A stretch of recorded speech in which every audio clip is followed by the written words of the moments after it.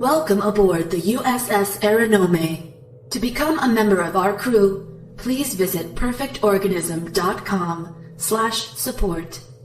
As a patron of Perfect Organism, you'll receive exclusive perks and early access to content. Incoming audio transmission received. Please proceed to Subdeck 3 to begin playback. Thank you, and welcome aboard.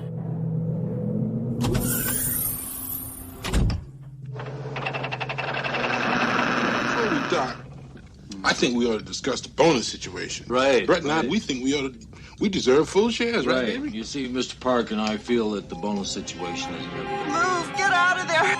Don't you move! Dad! Move, Dad! Move, Dad! Get out!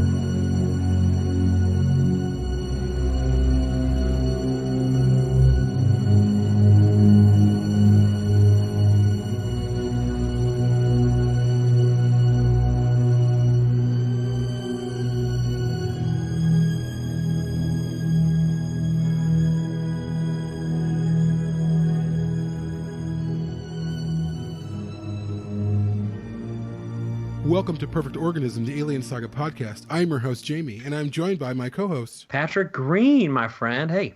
How you doing? I'm doing great, and I'm so excited we have some new voices on the show tonight. I am too. We're here to talk about Ripley. This is part 2 of our Ripley series as we wrap up our Forbidden Planet series, which is happening in the 40th anniversary year of Alien. It's been a great year. It's actually been an amazing year. Just everything that we've done, everything that we've seen, everything that we've talked about, who we've talked about, meeting up, going to the exhibit, so much. As we walk down that road to wrap up this series, tonight we're going to introduce a couple of guests. And I'm going to introduce Patrick's partner, Micah. How you doing, Micah? I'm good. How is everyone doing out there? We're all good. And Micah is our contributor from Shoulder of Orion, the Blade Runner podcast. So those of you who listen to that show, you know very well who she is. And we felt like it was apropos to have her on the show and discuss Ripley. And Patrick's going to introduce our second guest. A warm welcome to AndieGeekGirl, who's somebody we have wanted to have on the show for a very long time. She's a fixture in fandom and building better worlds. She had a relatively viral picture recently, which I hope she'll tell us about, that Micah and I still talk about all the time. Is like the cutest moment we've ever seen in fandom.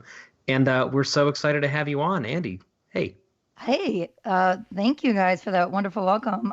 I am ecstatic that you even thought of me for this.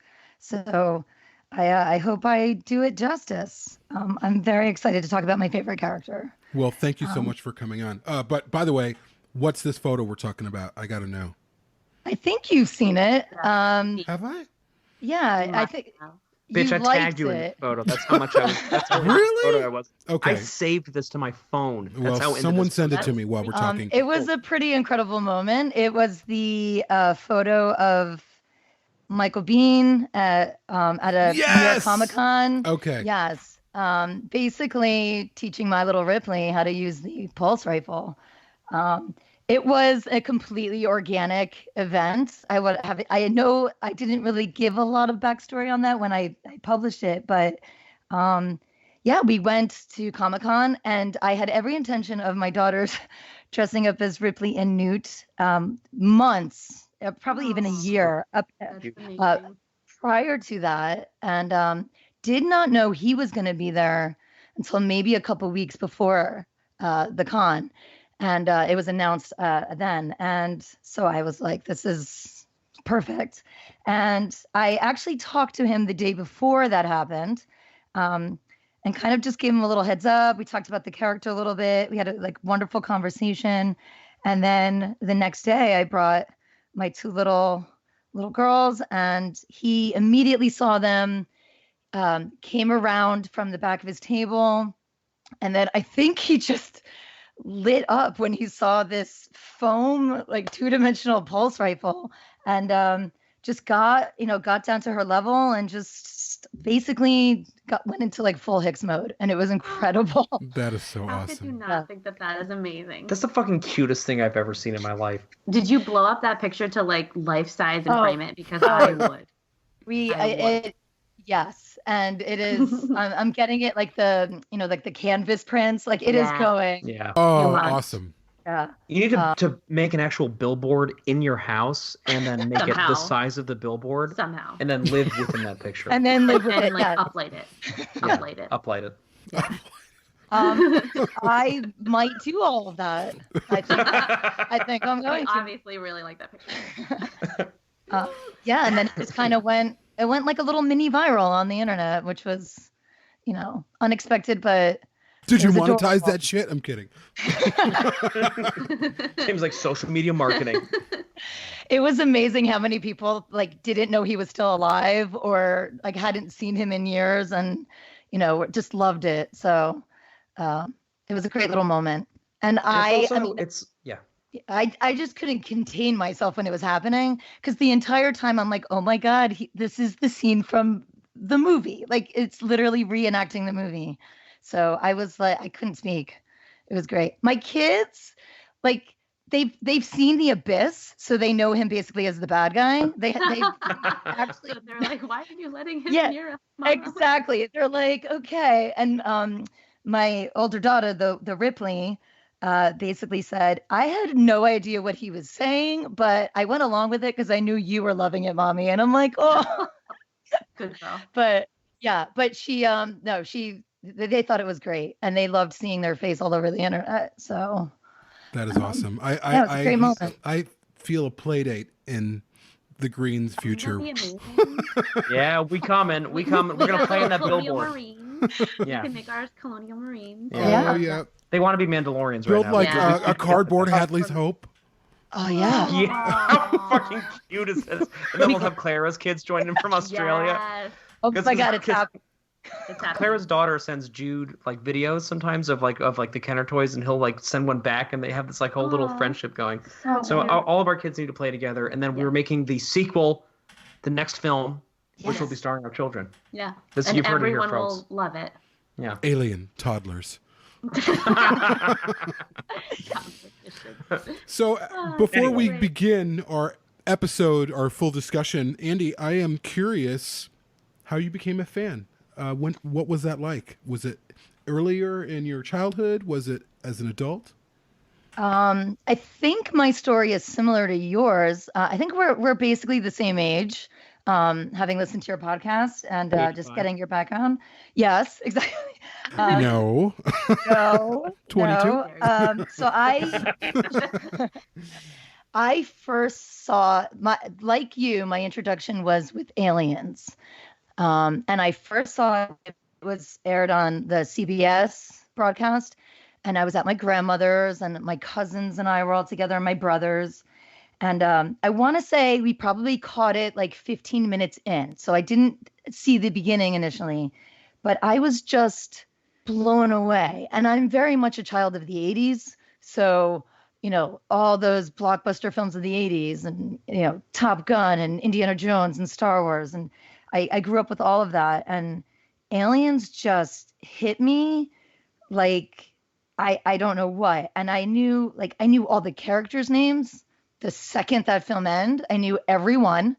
And I just like lived and breathed it. And then over time, as the decades passed, it's meant different things to me as I've reached different stages of my life. But that was definitely my first introduction. And then of course I had to go back and watch Alien.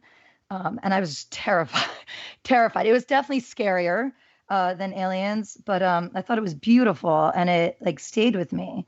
And then I will freely admit that I was one of those people who saw Alien 3 and just hated it. Well, thanks for coming on the show. Yeah. Well, this has been fun. Hated This has been fun. is the key word, past tense.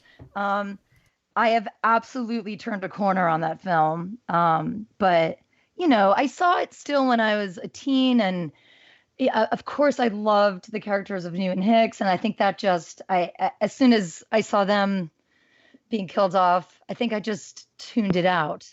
Immediately. Yeah, immediately. I think I just shut down emotionally and like was in the theater like in a womb, like just hovering in my sadness. But I've come to completely appreciate that film, and I think there's moments, some of the best moments in all of the trilogy are in that film. So that's my story. Yeah, it's just my love for it has changed and evolved so much over time, and I'm looking forward to talking about that.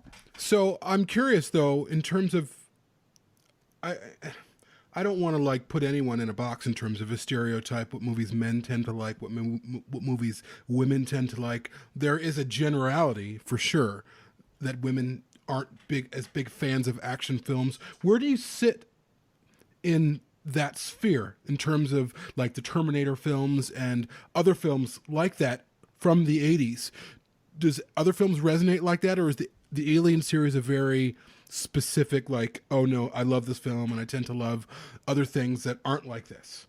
Well, so Aliens is my absolute fave. Like Ripley is my fave. Terminator is probably my second favorite movie, aside from the Alien, series. Mm-hmm.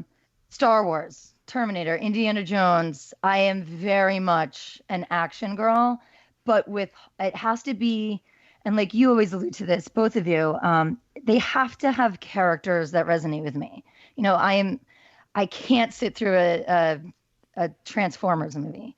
I can't sit through a movie that means nothing or just is just mindless action and no heart. So I'm very much attracted to the character first. And then when they're put into these stories of great peril, or they have to overcome these, great obstacles, that's really my MO. That's where that's my wheelhouse, so to speak. And so, Micah, give us your background with Alien and the Alien franchise. How'd you get into it? So I'm pretty similar in the vein that I grew up living and breathing movies like Star Wars and Indiana Jones. Those are my absolute, like, I do not remember a time when I was not absolutely obsessed with Star Wars. Like, it's just, I feel like I was born loving those movies, the original trio of movies, and sci-fi. That level of sci-fi is definitely in my blood and has always been. And for Alien, I remember watching it in high school with a bunch of friends, and we wanted to be scared. We like went down into a friend's basement and we sat and watched this movie. And I'll have to admit, I wasn't paying full attention because it was like a high school thing, and we were all like talking and being really obnoxious, and half the time like people would leave and go play a stupid game outside. But anyway, so like the pieces that I remember from that first viewing like stay with me. Like I remember for some reason the chains when the alien descends from the ceiling. And Brett, right? Oh my gosh, I got so self-conscious I thought I would mess it up. When Brett is taken, it was chilling to me that night. And I remember that scene and like a few select other scenes. I used to always think of how like beautiful and peaceful Ripley and all the others were when they were sleeping in the cryo chambers. That's actually, every time we've seen it since, she talks about how jealous she is of cryo sleep. I am genuinely jealous of it. Like she like does not move on from that for the first 20 minutes of the movie. She's like it doesn't look so comfortable. It does though, right? Because like, okay, brief aside, it is temperature controlled. They're all like, no one has a wrinkle in their forehead. No one's like having nightmares or anything. They're just like sleeping in this beautiful pillow pod thing. It looks so amazing. And having two little kids where we don't sleep through the night very often. Yeah, it looks like a dream, to be honest. I do it. I agree with that. Anyway, so yes, I saw it in high school, and then I kind of left it alone for a few years. And then it was brought again to the surface of my life when I met you. And and you made it very clear right away that Alien was a part of your life, your favorite thing ever. And so we began to watch them together. And as I like saw the universe expanding when I saw each film, I grew to really attach to different characters in the original movies. And obviously we'll bring it to the creature. The creature is like, we've said it a million times in discussions, and I know you guys have said on the podcast, like there's just something indelible about that creature that they were able to make that I get so excited every single time it's on the screen. And even with the new movies, I love watching the xenomorphs. And Ripley as a character is just so steadfast in my heart in terms of characters that stay with me when I think about films that truly make me happy. So that's basically how I got into it. I think it's a pretty damn good segue, if I do say so myself, into the meat of this episode, which is revisiting Ripley.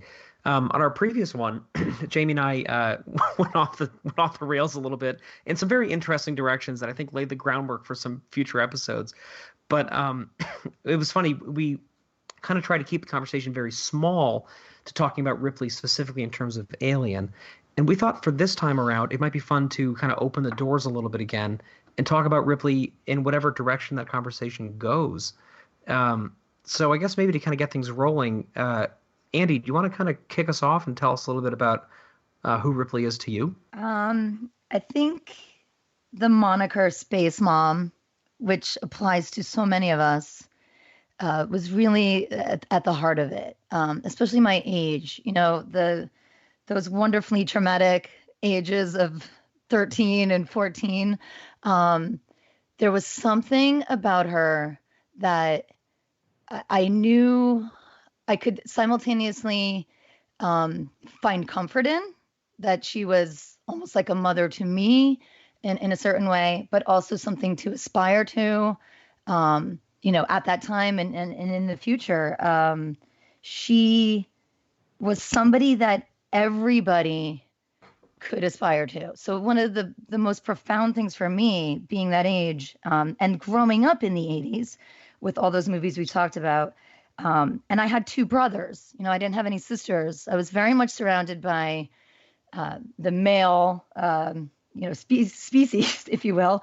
And my brother's species, I know, those are horrible words. You're right. But I just being surrounded by that and seeing how they took to her and how they appreciated her at the same level that, you know, they appreciated Indiana Jones or like Luke Skywalker. And one moment that I'll never forget is when I am very much afraid of mice. I have like a deathly fear of mice. Yeah, it's bad. Anyone who knows me knows that. And so one year, I think I was an idiot and I put like Halloween candy under my bed or something. And I woke up one night to just the crackling sound of mice under my bed. And so one day I was playing in my room with my brother and we saw it like by my desk. And I had this white desk, but this really big yellow chair that went with it. And he, out of nowhere, I was basically the Lambert in this situation, like frozen. Smoking cigarettes. And, yeah, exactly. Get out of the way. And without, like, I just remember, like, it happening all of a sudden. He picks up the yellow chair, and I think it dawned on him that it very much looked like the power loader. And he just started he made these hydraulic noises and he like started just like trudging for it with this chair, like in attack position and, you know, uttered the famous line. And and it was funny and it was hysterical and we laughed and loved it. But I just remember thinking like, how cool is it that my brother, you know, would pick Ripley to sort of be my savior and just, you know, he wanted to be Ripley. He wanted to, and for me, seeing my boys wanting to be her, I think was profound. And of course, I wanted to be her. And then as I grew up and of course just went through life, you know, I feel like I sort of followed her path in that she kind of goes along through these movies and then gives less and less, fucks, if you will, about things. Like she takes no shit. And I find myself, now that I'm in my 40s, like really not caring about all the stupid things that I used to care about. And I take that lead from her, I think. Like, yeah, I've been through so much, like this little stuff is pointless. So she's shifted for me as far as, what she's meant to me. But she's definitely very much still my space mom. I'm so lucky that I got to come back to such an extraordinary, sort of sane, solid character 4 times. And one of the things I was most grateful for is that she sort of, even though, yes, she was a strong woman, she's also, to me, it's sort of beyond, it never felt to me like she was a strong person and she was a strong character, and it was what made her, I really feel so lucky that I got to play that kind of role, because I think it's still very rare for a woman to get a kind of great character to play. And she was just written, I think Walter and David wrote her just like a man. Even today I see movies with wonderful actors in them, actresses, and they'll always have a scene where the woman goes into the bathroom and sort of cries and stuff like that. And I just hate all that, because I don't think women do that. If you're going to cry, you kind of cry in the moment. You don't go in and have a special scene where you show people how vulnerable you are. It's nonsense. So, I appreciate that I got that character to play. A funny little momentary diversion from that about Space Mom before I forget is that when Sigourney Weaver did like a personal message for Alien Day to the fans, I was on our Twitter account and I was like the first comment on it, and this comment got like hundreds and like thousands of likes because it was like the first one. Mm-hmm. And it was we love our space mom, and then my phone corrected it to Ridley, and so there were like dozens of comments. Oh, no. Like, what the hell's wrong with you, perfect organism? We talking about Ridley Scott as our space mom. You can't edit a tweet, right? So then I had to I was like apologizing. But it's funny, but you say Space Mom and everybody knows who you're talking about, I mean, I feel like Jaime and I know that I called her that, like, growing up. That was, like, what I used to, like, call her to my friends. And then I heard you say it, and I don't think I got it from you. I don't think you got it from me. I think it's something that we kind of independent. I think we all kind of say that. Yeah. No, I've heard it before. I've heard it. You guys say it, too. Yeah. Like, it's a thing. And it's always in the context of Ridley Scott, right? We're talking about Ridley. Oh. Well, I have a similar story in that, like... and this is more recent, that has been so delightful for us as parents in getting our children. Not obviously, because the movies can be pretty scary. We don't allow them to sit and just watch the movies with us. But there are some scenes, especially in Aliens, that they are allowed to watch now and they love. And we find that our sons kind of fight when we were playing the Aliens board game about who gets to be Ripley. And unfortunately, we still live in a world where a lot of the times the little boys and little girls may not elect to be the female character. But in this case, like, hands down, it's Ripley that everyone wants to be. And I think that's just a testament to her power and her strength and her, like, legacy as a character that continues to live on. But why, though? And that's something Patrick and I haven't gotten to the bottom of, and nor have we gotten to and maybe there isn't one answer, but why were, for some roles, like maybe you have little boys saying, no, I don't want to play the girl part or whatever. Why is Ripley so loved by people? What is it about her that is so universal where people don't care? I feel like I don't have the answer I want, but I don't know what answer I'm looking for either. Well, I think it kind of can depend and shift on which movie you frame your thought of her as, and like any good character that stays with you, she evolves. And like Andy, you were saying, your love of that character has evolved as you have evolved as a person. And I think that's why it's so hard to put your finger on it, because it depends on what you're looking at her what lens you're looking at her through. Because when you look at her through Alien, my thing that I've been thinking about lately when I was preparing for this podcast is about, yes, she saves the day and she's the one that survives. But at the very beginning, before there's any trouble, she is a fucking professional. And she like goes in there and she knows what she's doing. Like you said, she doesn't take crap from anyone. And there's just this like respect for this character just from the beginning. It's unspoken. There's not, oh, she's a woman and she's respected. She's just respected for who she is, her talent and her knowledge. She's on the Nostromo. She knows what she's doing and people report to her. And I think that is a huge thing, especially in that time period. For that to exist at all, I think is a miracle. Because still to this day, we do have terrible stereotypes that we see in movies and films. And just the fact that Ripley could have broken that so many years ago is really wonderful. I'll tell you what I know. We sat down on LV-426. One of our crew members was brought back on board with something attached to his face, some kind of parasite. We tried to get it off. It wouldn't come off. Later, it seemed to come off by itself and die. Kane seemed fine. We were all having dinner, and, it must have laid something inside his throat, some sort of embryo. He started, Look, man, I only need to know one thing. Where they are. Joe Vasquez, kick ass. Anytime, anywhere, man. Right. Somebody said alien. She thought they said illegal alien and signed up. Fuck you, man. Anytime, anywhere. Are you finished?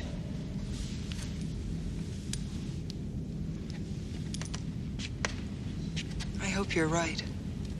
I really do. I think a lot of it too is Sigourney Weaver herself. I mean, the physicality of her. You know, she's very much feminine and a woman, but she brings this. And I think you guys were talking about it. I listened to the other the podcast that you released today.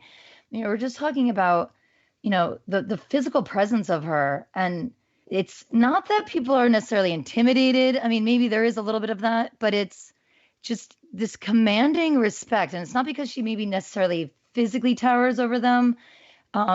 It's the depth that she brings, the seriousness at which she takes, and the character too, at which she takes her job, at which she takes her role.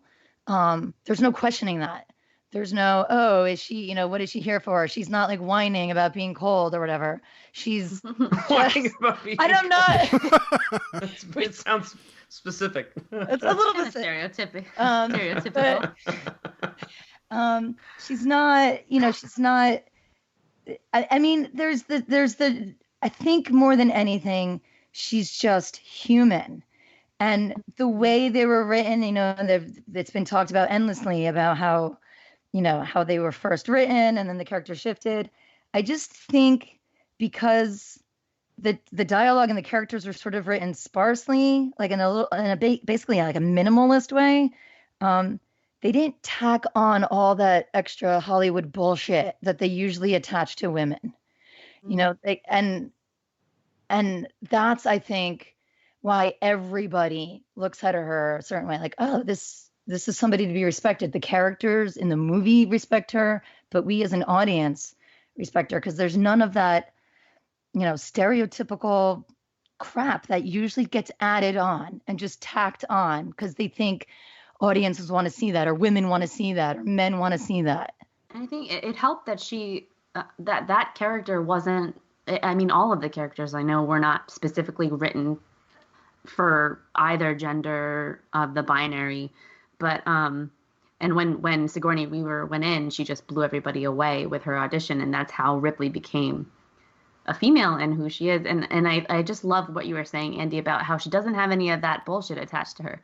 Like, she's not on the ship chasing after her man or trying to get over a man, or there's no man thing about it. There's just nothing. She's just there to do her job. She's a human, like you said, and she has a complex story that just is tangible, not by any exposition that's spoon-fed to us as the audience, but just by the virtue of her being there and the way that Sigourney herself commands the camera.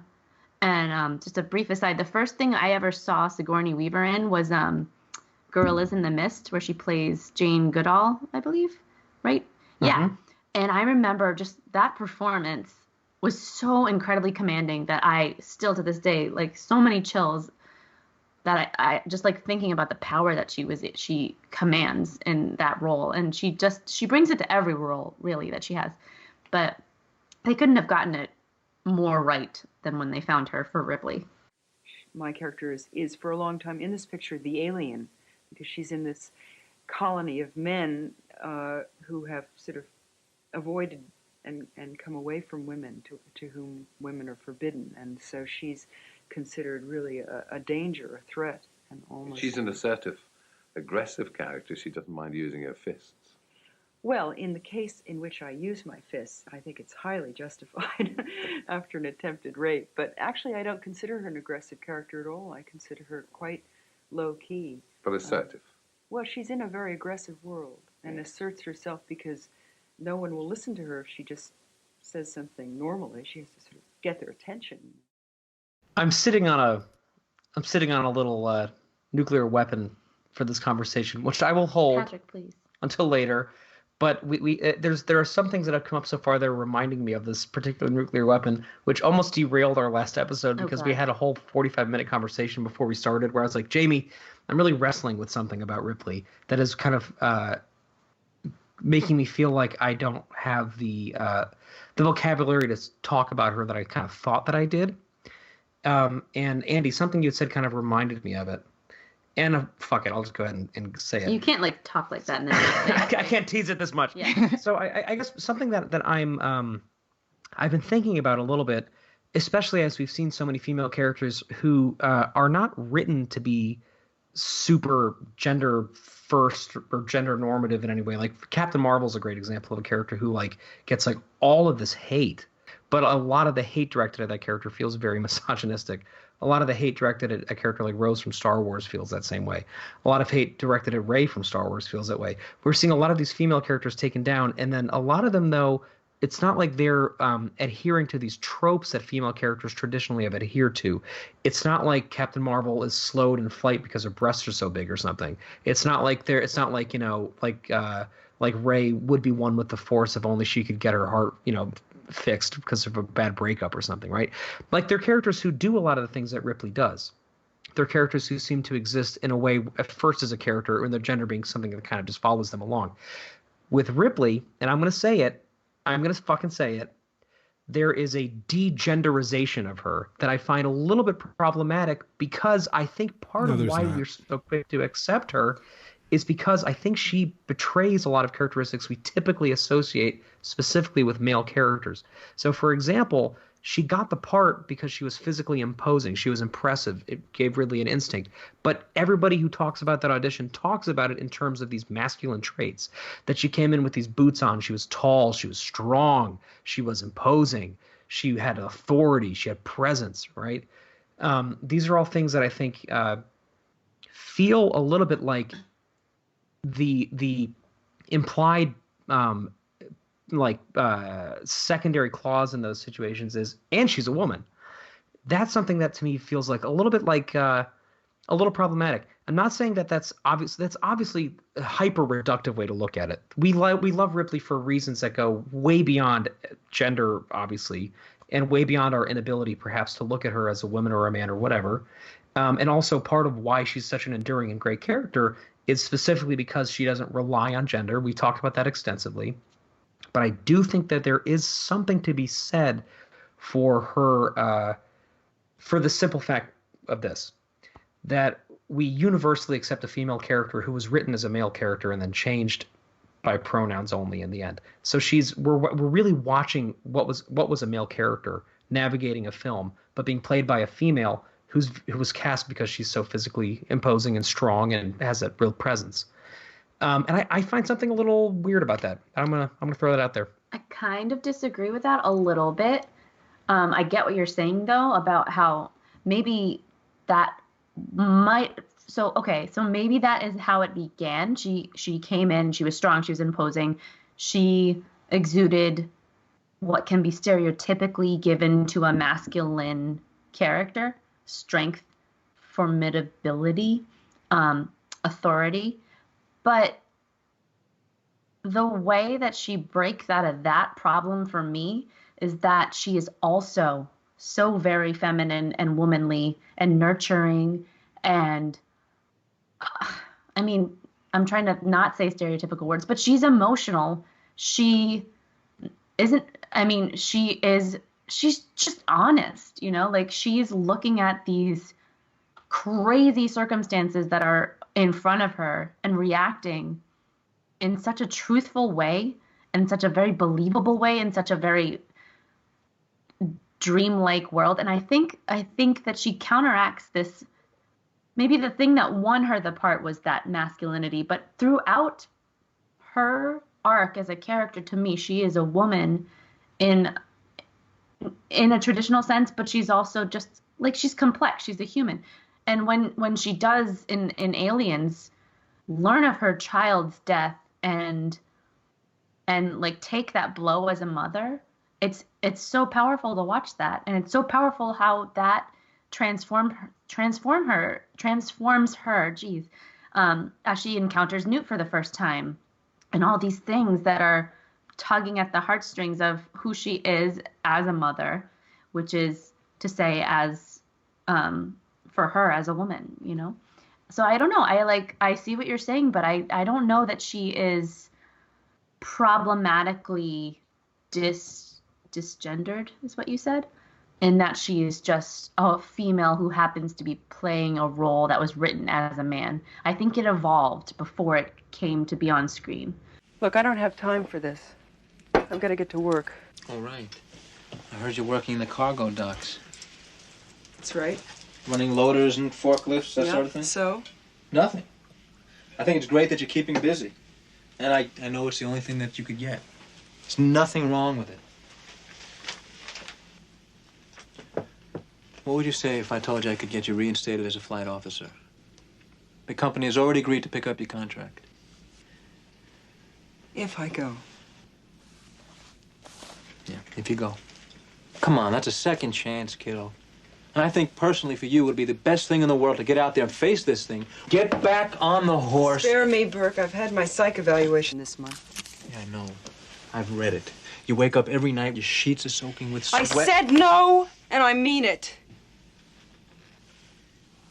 Now, please leave.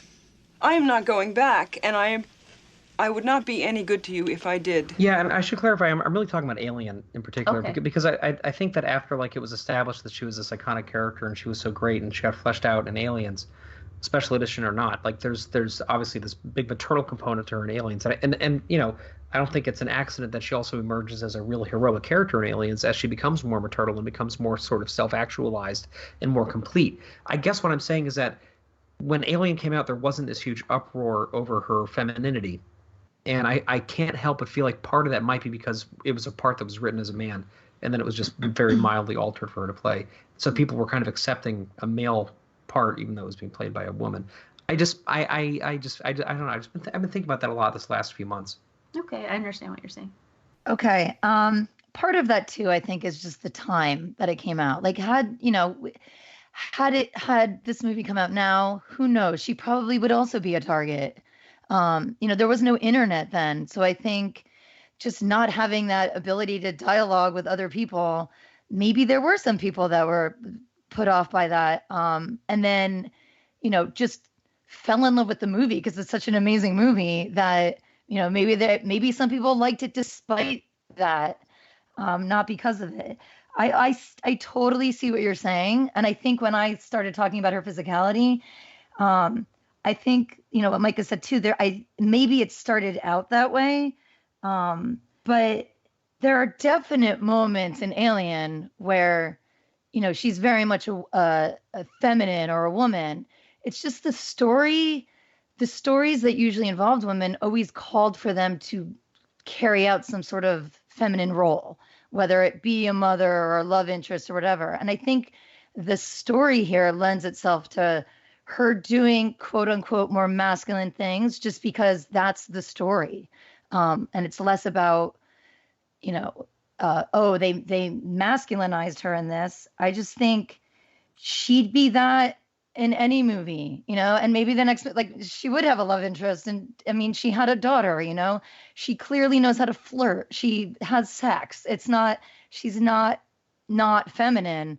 I just think in this movie, in this particular role, what we typically see on screen as women doing, that wasn't her role in this.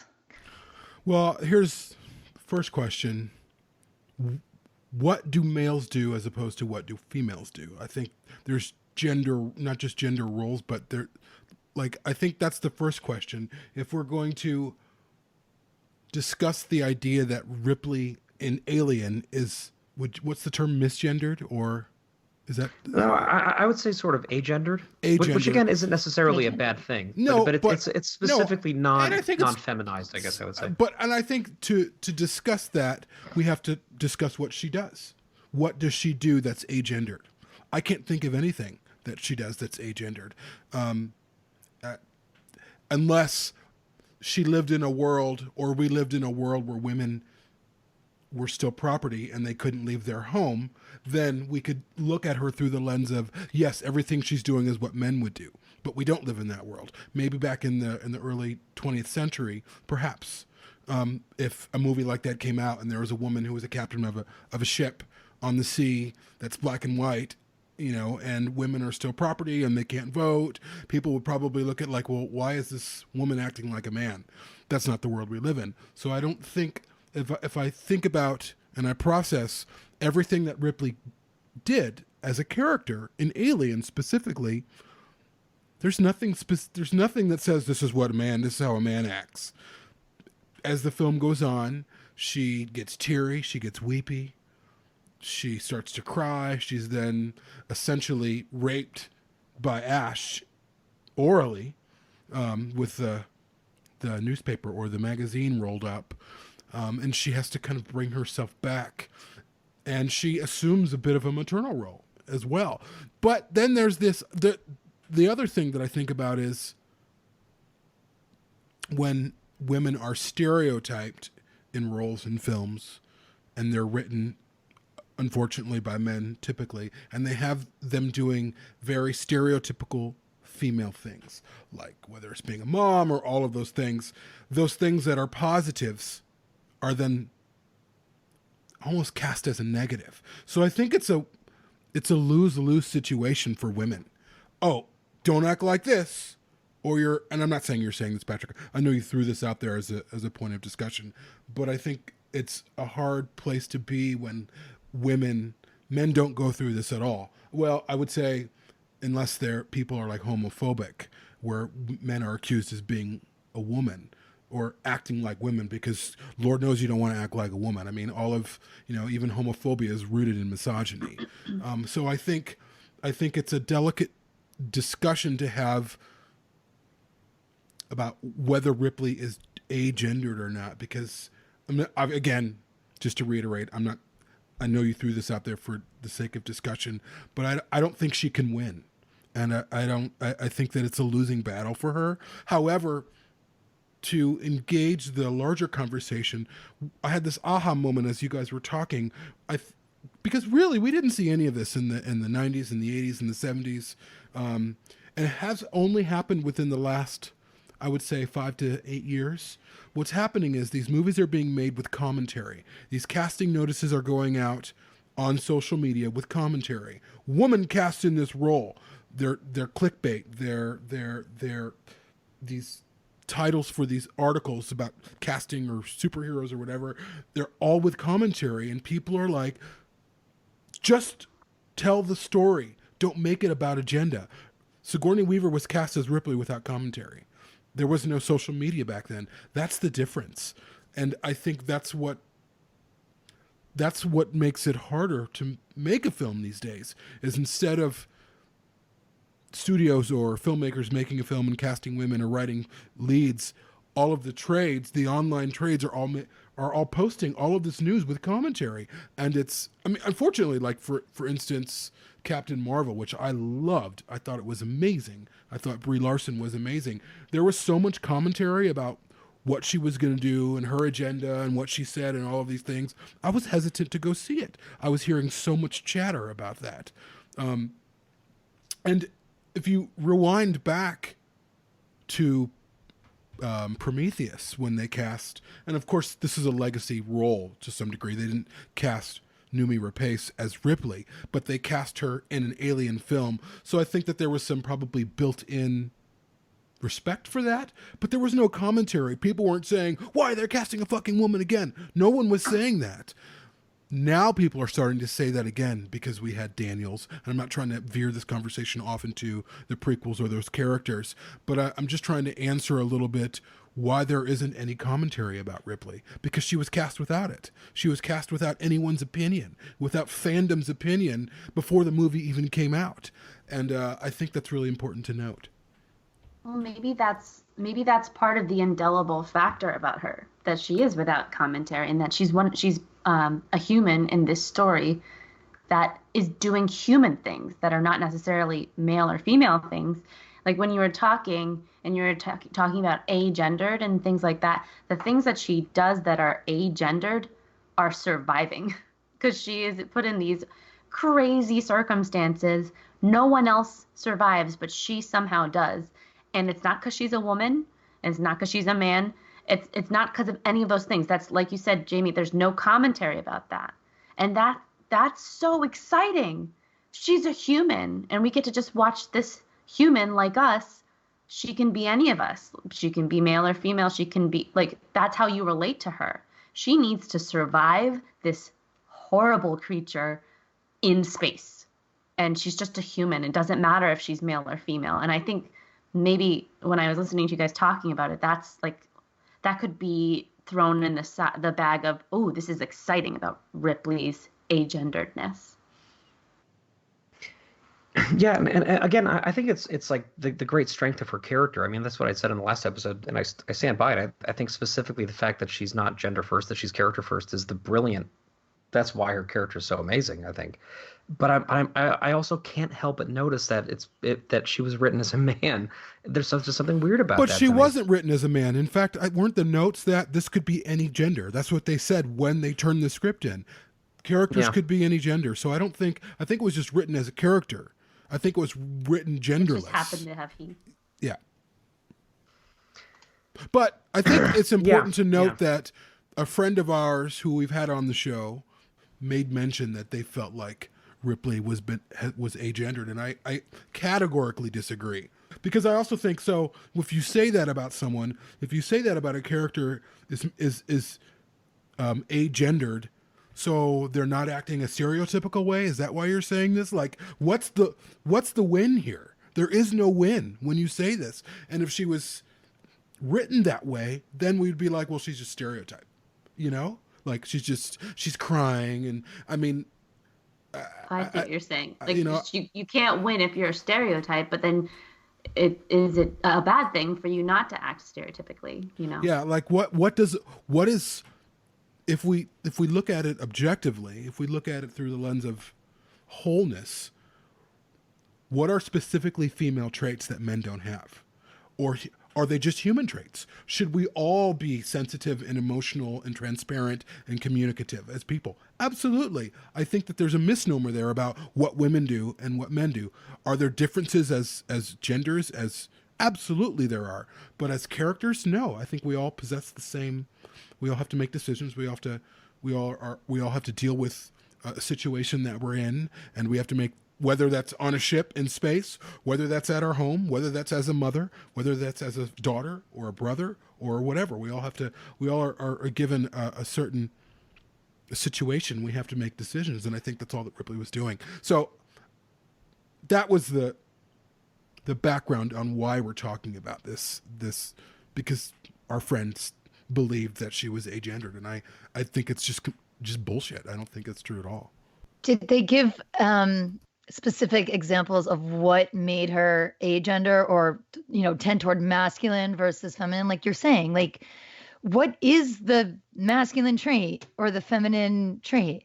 Because everybody just wants to survive, like Micah, you totally said it. It's humans against this common threat, and they're just doing what they need to do. And I think we and society just pegs or tags on these labels that, we know men and women in our daily lives, and most of them don't fit into these categories most of the time. So I think we just put it onto them.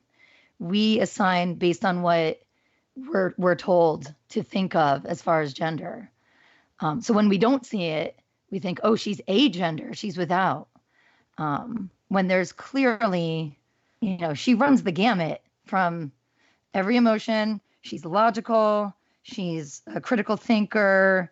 I don't think that's male or female in any way. I think everyone can possess that. She's just so perfectly human in an imperfect way. She's, to quote Ash, sort of secondhandedly, she's clouded by conscience and remorse and morality. The very things that he think are perfect or that are imperfect, she has, and most of us have. I think we just tack on these labels, or society does, and they don't mean anything when it comes down to it. Yeah, I think you guys are winning me back on the side that I'm typically on in this argument, so I appreciate that. But I do think it's worth talking about gender expression because it is something that's, fluid and invisible, and I think it's real. And I think if we pretend that everybody is everything to everybody all the time, that we're actually kind of talking about the decharacterization of characters in films. And I think that it's also okay to like betray character and gender expression in a non-stereotypical way. And I would hope that audiences could take a more traditionally, in terms of gender expression, female character or male character, the same way that they take Ripley, who I think is written to be kind of to cover all the bases, in a way that I think is really beautiful. It is really great. But gender has been really on my mind lately because partly of the work that I do, but also because I think that in Hollywood specifically, like Jaime was saying, over the last 10 years, it has been so fucking all over every single conversation. And all of this outrage keeps getting directed at these female characters, and it's really, really unsettling to me. And it's just so absent from conversations on Ripley. And I think we can say that it's just because she's such a well-written character, or because she doesn't rely on tropes for stereotypes, and that's part of it. And I think we can say that the internet didn't exist back then, and I think that's part of it. But I do think that there is something to be said about the gender-neutral way that she was written that I'm glad we've at least gotten to talk about a little bit. Because I think it's an important thing to get into. But I will also say that even if it was an accident, which it was basically, that she was written the way that she was written, that's how vulcanized rubber was invented, right? Like this is how amazing leaps happen: is you do something strange, and a strange byproduct comes of it, and you end up with a character that's alchemical, a character that makes gold out of something that you thought was something non-gold. And I think Ripley is that perfect example. She's a character who transcends labels. She's a character who transcends generations. She's a character who transcends expectations, right? Jaime and I were talking earlier. The photo that I'd chosen for the episode that we uploaded today was a picture of it was like one of the press photos that Sigourney Weaver took, and she really looks her age in this photo. She looks like a kid almost. She looks so just young and so kind of unthreatened by the world that was about to crash into her. And she looks, it's such a simple photo, and there's so much promise in it. And I think, I don't know, it's just the journey that character takes from the first time you see her and you identify her as, she's like the youngest person on that ship. She is a female.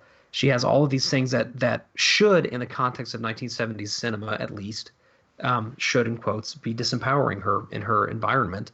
And in spite of that, she is such a commanding presence, and she totally subverts everyone's expectations, and she becomes this enduring action icon. And it's just extraordinary. And I think it's something that is sort of it's remarkable to unpack because, like Jaime was saying, it's almost impossible to know why. Like, we can pin it on a million things. We can say it's because she's, like, you know, non-gender specific or whatever. We could say it's because Sigourney Weaver was just an incredible actress. We could say that she was written in a really beautiful way. Or we could say that the movie was so good that she could have been written poorly and it wouldn't matter. Or we could say that the time and the place was right because of the absence of social media and because gender was in a place where it was an emergent thing and feminism was a big deal. And we could say all of these different things, but at the end of the day, it's none of those things because it's all of those things. It's this crazy combination of factors that led to like an actual miracle being captured on film. And that miracle was the emergence of Ellen Ripley in the popular consciousness in the late 1970s. It's fucking amazing. One thing I wanted to mention as we discuss women in lead roles, certainly in the context of Ripley, I think about what's happening now, and you have people like Kathleen Kennedy, who's the, what is her specific role at Lucasfilm? Like executive VP or something like that. Okay, yeah, the VP of Lucasfilm. So she's responsible for getting the movies made, getting the stories made. She has come out a few years ago saying the Force is female, all of these things. And I think she did some harm to the reception of Rey and the reception of Rose because people right away felt like there's an agenda here. Kathleen Kennedy has an agenda. And I think if we say, God forbid, they rebooted Alien and they wanted to remake the original, they wouldn't. I'm just saying. Say, God forbid.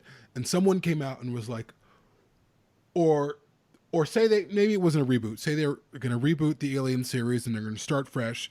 And someone comes out and they're like, we're casting this as an all-female cast. It's going to be a crew of women. That's what Alien's about. I think that would leave a bad taste in people's mouth. Not because all of those characters might not be good characters, or maybe it could be a good film. It's because people want to make up their own minds about characters. They don't want an agenda. And when you pivot to an agenda first before people have even seen a product, even seen the film, you're doing it a disservice because the story should rest on its own merits.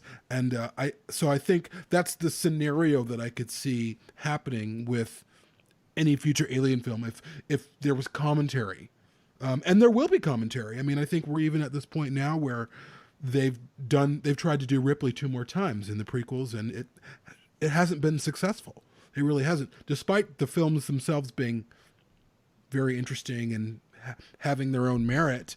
The Ripley role with a different name hasn't been successful. And, you know, I don't know if going the route of another female protagonist as the star is the right choice, not because it shouldn't be a female, but because maybe we should just write a good character. And whether that character is male or female, we don't know, but let's just write a good film and see where that goes. At any rate, I feel like we could come into this point where gender politics could really hurt Alien. In its past, it hasn't. Even with the 2 prequels, it hasn't. It really hasn't. Even with the casting of Catherine Waters as Daniels, there was no commentary on that. No one had any negative thing to say. If anything, people might have made some commentary on the tank top shirt photo that they took, where her breasts are visibly whatever that term is, and she's got the rifle and it's a little bit sexualized. There was some commentary on that photo.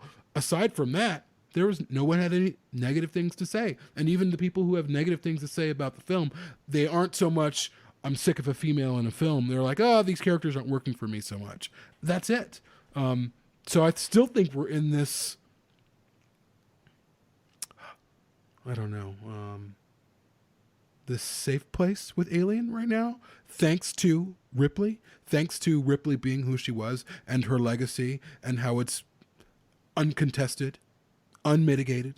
I agree with you, and I know Patrick and I talk a lot about, especially because we're both really into sci-fi things, obviously. So we often not complain, but we talk about how we really crave that character presentation without commentary. And we've had this conversation amongst ourselves, like, what would the next Alien film be that we want to see? Like, who would be the protagonist of that? And things like, what about the next Star Wars film or Star Wars thing? Like, anything that comes at us that's just trying to tell a story, that has always and historically been the type of story that makes me excited. Like, I don't think I care about it being necessarily a female lead or a male lead. I mean, yes, I would like to see more badass roles written for women like Ripley, but I want it to come without commentary, like you said, Jaime. And it's interesting that we keep arriving there offline and on the podcast. Yeah, I feel like the fact that we're still talking about a character that's 40 years old as being this, almost alien concept is kind of depressing. This shouldn't be an issue anymore is kind of where I'm at. We shouldn't, it shouldn't matter. It does though. And yeah, so, like, why is it so exciting when we get female characters that are written just like humans instead of like, oh, she's really powerful and strong for a girl. It's like, why are we still in this place where we're still having few and far between characters like that? In the 80s and the 90s, there were a lot of female characters, a lot of female-driven, certainly science fiction, but all sorts of films. And no one was saying anything, again, because there wasn't a platform for commentary. And I don't feel like the problem is we're at this place where people aren't past that, because I think we are past that.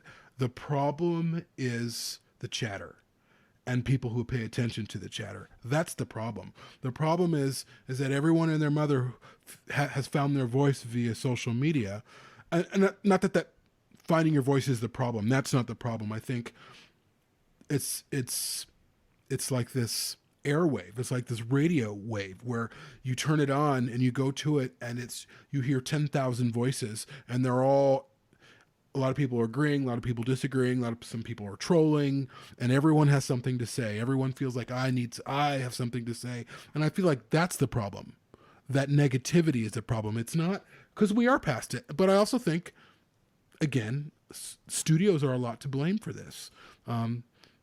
The people like the Hollywood Reporter, Variety, the way that they post, the way they report, even the fan outlets like Geeky Memes and a few others, the way that they post news items is very divisive. We're living in a society, in an online social media society, where everything is divisive because everyone wants a click. And those things are pitting people against each other. They're pitting men against women. When, I think about friends of ours who really have an issue with certain films, or whether it's Captain Marvel, and they've gone on and on about it. And I had this light bulb moment where I feel like they don't have an issue with the character. They have an issue with the commentary. They're just like, just show me the movie, man. Just show me the movie and let me decide. And that's not happening. And I think the only way it can happen is if you leave social media. But I also want to pivot to a couple of things, because I know we're about an hour in. I think about the character of, and of course they're sci-fi, but the character of Linda Hamilton's character, what's her name in Terminator? I can't remember her name right now. Sarah Connor. Sarah Connor. And Sarah Connor. There's some similarities between Ripley and Sarah Connor, and I don't mean, and some people might think, yeah, they carry guns. No, that's not the similarity. And I find myself not liking Sarah Connor at all.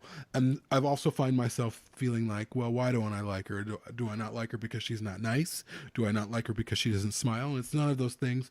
I just don't like her as a character. She seems one note to me, even in Terminator 2, which is really, I don't like her in Terminator 2. I don't like that character. I'm not saying even she's poorly written, but Ripley does something. She's on the level of Sarah Connor, and they're doing similar things where they're fighting for survival, but Ripley comes out of that journey on another end. And of course she's written by the same person, James Cameron, in terms of the Aliens version of Ripley. And I think it's very, very fascinating. And I'm bringing this up because I'm curious if there's a film, and maybe I know this answer for all of you. I don't really know, but I know I have my answer. Is there a film featuring Ripley that it's hard for you to watch? It's hard for you to watch that iteration of her character. Don't go, please. Newt, I'm going to be right in the next room. And you see that camera right up there? I can see you right through that camera all the time to see if you're safe.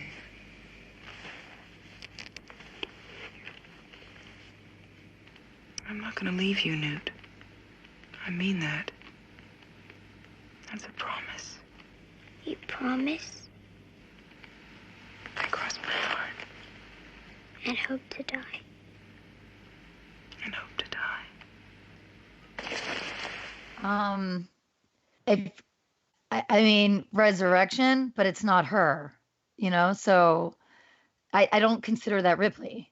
But as far as the original three, no, there's things in each that I love. I love her at each stage of that character arc. So if you're referring to resurrection, it is definitely not one that I go back to, because it's not her, and it's she's barely even in that she's like not doing anything. So is that what you mean, like the actual character of Ripley?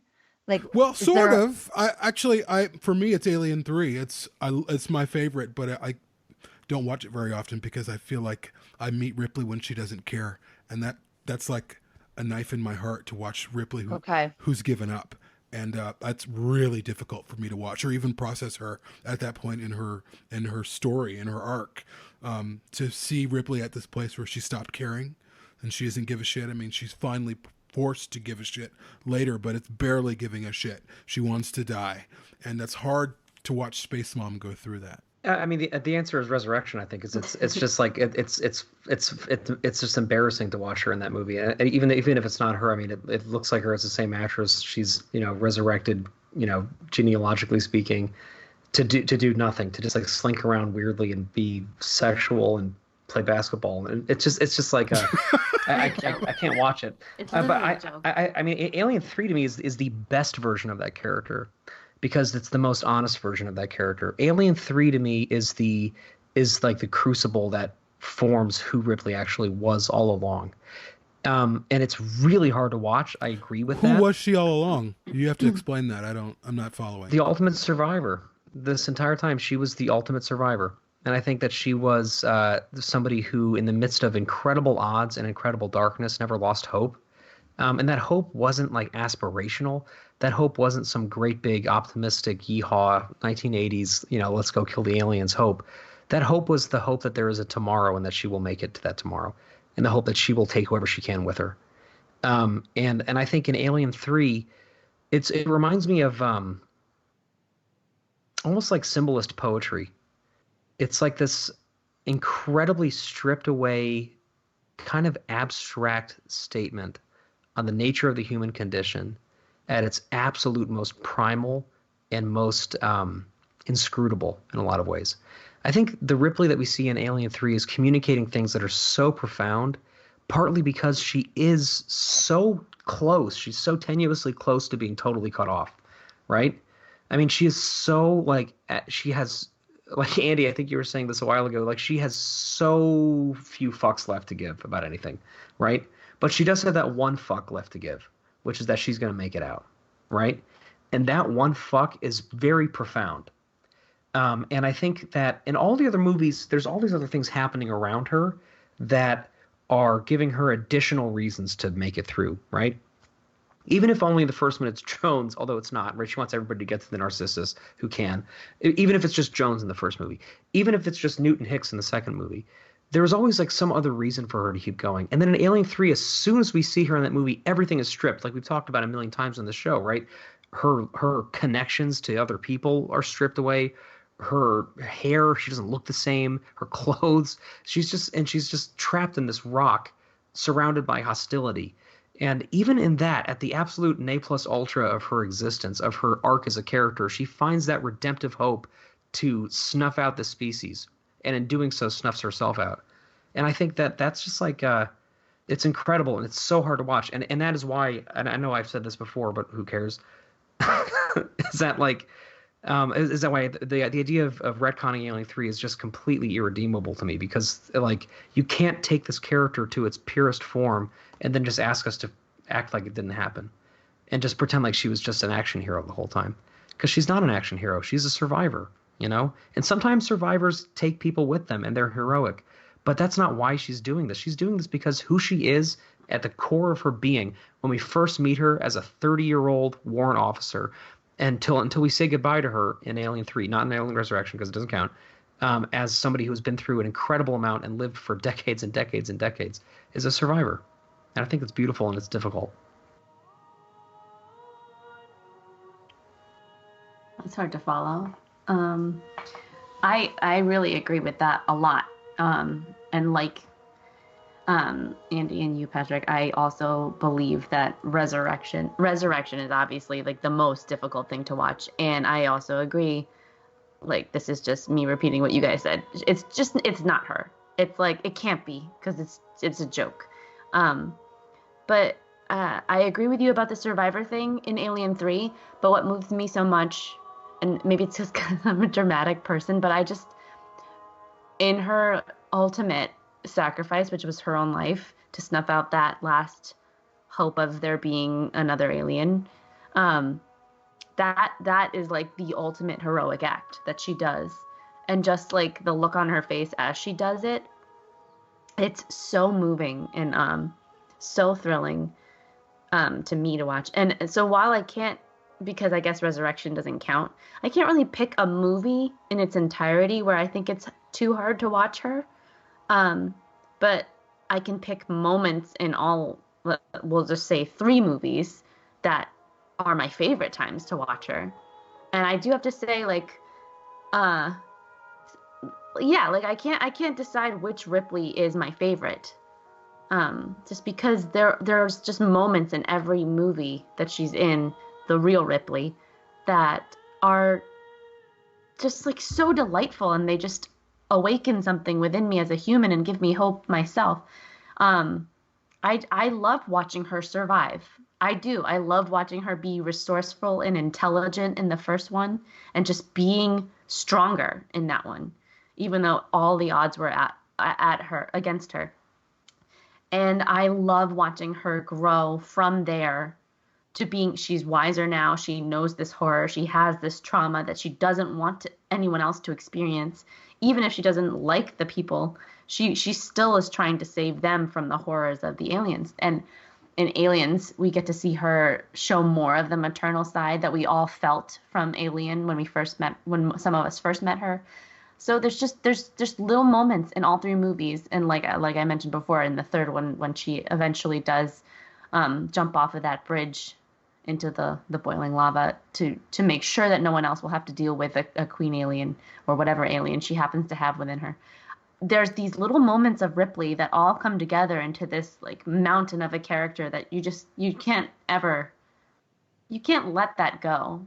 Like you said, it would be such a detriment to the movies to get rid of Alien 3. So long story short, there's a lot of moments that make me love Ripley and very few that I can't really watch.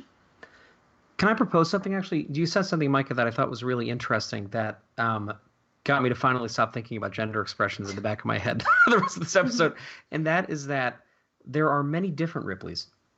And that's something we don't really talk about very much. We talk about the arc of her character a lot, but depending on which film you're watching, you're really watching a different version of that character who is in a very different place and acting very differently due to the circumstances she's in, but also where she is as a character. But she's still true to who she is. Somehow there's a kernel of a Ripley that's a through line of Ripley, to me at least, that I get. Oh, no, she's definitely, there's a continuity. Like she's definitely Ellen Ripley.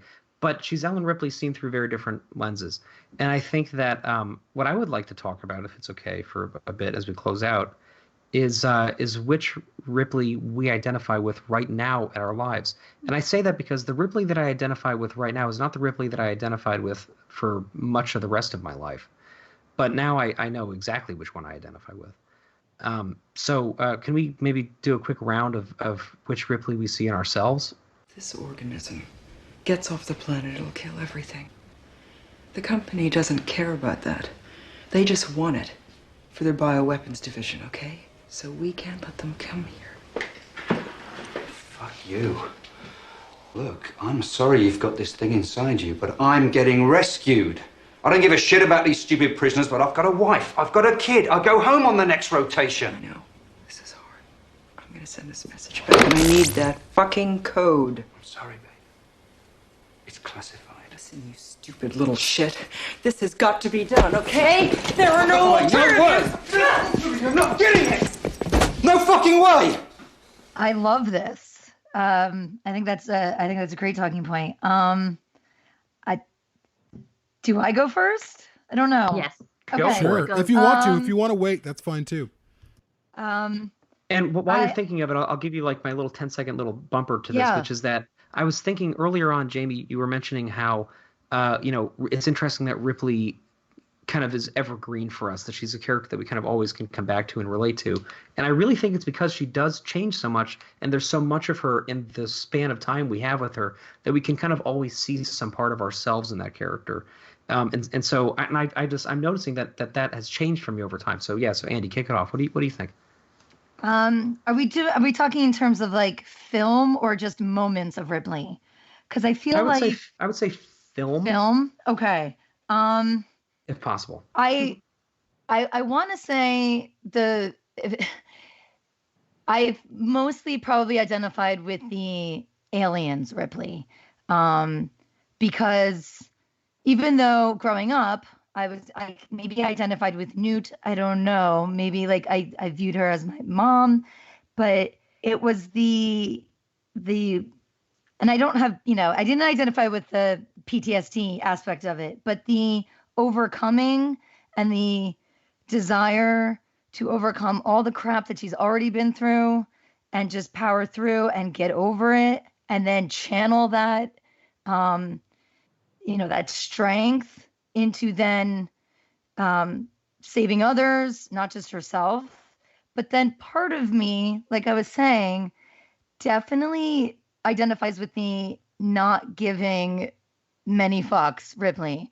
And I haven't suffered the horrors that she suffered, but I feel like as I've grown and just been a person in this world, my naivety has gone away a little bit, and I see things much more cynically or at least truthfully for what things are. And so I've kind of shed that sort of innocent look. The Ripley of earlier films, I think, still had hope in people. She was surprised that people acted a certain way, that they could, she was surprised that Burke was as sinister as he was. And I think in Alien 3, she knows, like, no, yes, there's still goodness, but it's fewer and farther between than she thought. And I'm kind of seeing that now, just being a science teacher, and I'm not getting too political, but just the state of the world that we're in now, and just having kids and knowing lies ahead for them. I'm not giving a lot of concern to things that maybe I did when I was younger. And I'm directing that now into more, not necessarily anger, but maybe like a slow burning rage at just all the, all the horrors. I mean, honestly, all the horrors that are going on in the world right now. And I kind of see things from that viewpoint. So yeah, maybe 3. And I don't know what that says about me, but, that's, I want to not be as cynical, and it's kind of hard sometimes. But I definitely see many, like all parts of her in all films. There are things about her that I hopefully see in myself. Maybe or things that at least I aspire to be. So I don't know, maybe that's where I'm at. That's my honest answer. I did not expect that answer, but that's what just came out right now. So, what about you guys? This is a psychoanalytic session. So thank you. There's a copay due at the end of this. Jaime, what about you? Oh boy. This is a Pandora's box. Well, I think about, first I have to think about who Ripley was for me. And we've gone through this before, like when I met her, and Ripley was really Space Mom. And I said this before, but whatever, I'll say it again. When I met Ripley in Aliens, when I re-met her in Aliens again as a teenager, there were some really difficult and dark things that I had experienced. And I remember watching the movie over and over and over and over and over and over every day after school, sometimes twice a day, over and over and over and over. So much so that my parents' friends were like, were concerned that Jamie's watching this movie so much. And I just remember now as an adult, I realized that I was seeing this woman. She also had a really dark story. No one was believing her, but she was saving this child. And I think part of it, who she was saving me too. And every time I watched her, even in the face of adversity, when she's telling Gorman, you need to save your people, you need to save your people. And he won't, and he's paralyzed. And she takes control of the situation because she's forced to, and Hicks has her back, and she goes to rescue the Marines or whatever Marines are left. And so you're seeing this person do what everyone's taught they should do, the right thing. Even when someone is telling you, who's in a place of authority, no, that's not the right thing right now. And Ripley is saying, she's seeing firsthand, you're about to lose lives. Lives are being lost right now. You've got to go in there and save who you can. And the authority in that context was like, you don't know what you're doing, I'm sorry. And she's like, fuck you, I'm doing this. I'm going to save those lives. So for me, I felt like she was doing that for me. Like, I don't know how I'd have gotten through my teenage years without that Ripley. And it's not so much I identified with her as much as I feel like she was the mom that I really wanted. In some ways, like, I mean, of course I love my mother and I'm really close to her. But at that point in my life, I was watching someone who was saving children and standing up for what's right. And I was desperate for that. And no one was doing that for me. So, but who I see myself as now, or the Ripley that I see myself in now, unfortunately, I would say it's the Alien 3 Ripley, just because I'm going through a lot of stuff in my life right now, and I feel like there's no way out. I don't know. And that's it's hard for me to even process the Ripley in Alien 3 because I feel so close to who she was. And maybe I'm being over dramatic. I don't know. I don't think I am. But yeah, I mean, it's rough to see your space mom be stripped of everything. And that's not the Ripley it's the Ripley that, I mean, when I met that Ripley as a 16-year-old, she was something completely different for me as opposed to when I watch her now. Before, when I met her at 16, I was like, yes, I'm with you. I'm in a similar situation. Now, as a 43-year-old, I'm like, I'm here too, and I don't see a way out, much like she does. And yeah, it's not a very pretty picture, but I mean, it's not like life and death, but it feels like life and death. Anyways, next. Well, that's really hard for me to answer, especially when you like made it have to be a movie, Ripley. It's hard because like I almost like wouldn't dare to like give myself the mantle of Ripley ever. I would really love to be like very many of the Ripley moments that I've cherished over the years. I can give you one version of Ripley that I am relating to right now as I'm kind of crawling through my last semesters of nursing school, and that would definitely be Ripley from Alien 3. Just kind of like, I gotta get through this, like I have to survive this. But I don't know, like you, Jamie, I see the mother that is doing the right thing despite being terrified and despite being told, no, you're hysterical, no, you're wrong, you don't have the authority or whatever. I want to be that. Like, you know, I really do want to be that person. I want to be that person for my kids and my friends, and I want to be that person for my patients when I'm working. So let's just say that I would like to be the Ripley from Aliens. I do see some naivety in me still, as like the Ripley from Alien, where she is completely blindsided by the betrayals that can go on around her. But I don't know. I'm really hesitant to allow myself that mantle. I think it's. I don't know if I'm big enough to get into it yet. Maybe someday. I don't know. You're big enough to get into it. I don't know. So for most of my life, I really saw myself as Ripley in Alien 3. And I'm not saying that because necessarily I was depressed, although there were times in my life where I was, or because I was having an especially hard time or anything, although of course there were times where I was, but more because I feel like the inner life of Ripley in Alien 3 is really strong because the outer life can't be expressed. There's no space for her anymore. She's with nobody who will understand her. And I feel like a lot of my life up until Micah really, was a lot like that. It was very much an inner experience where like my outward expression was very, friendly and nice and everything, and people, I had friends and I was fine, but there was a deep sense of feeling kind of trapped in some ways.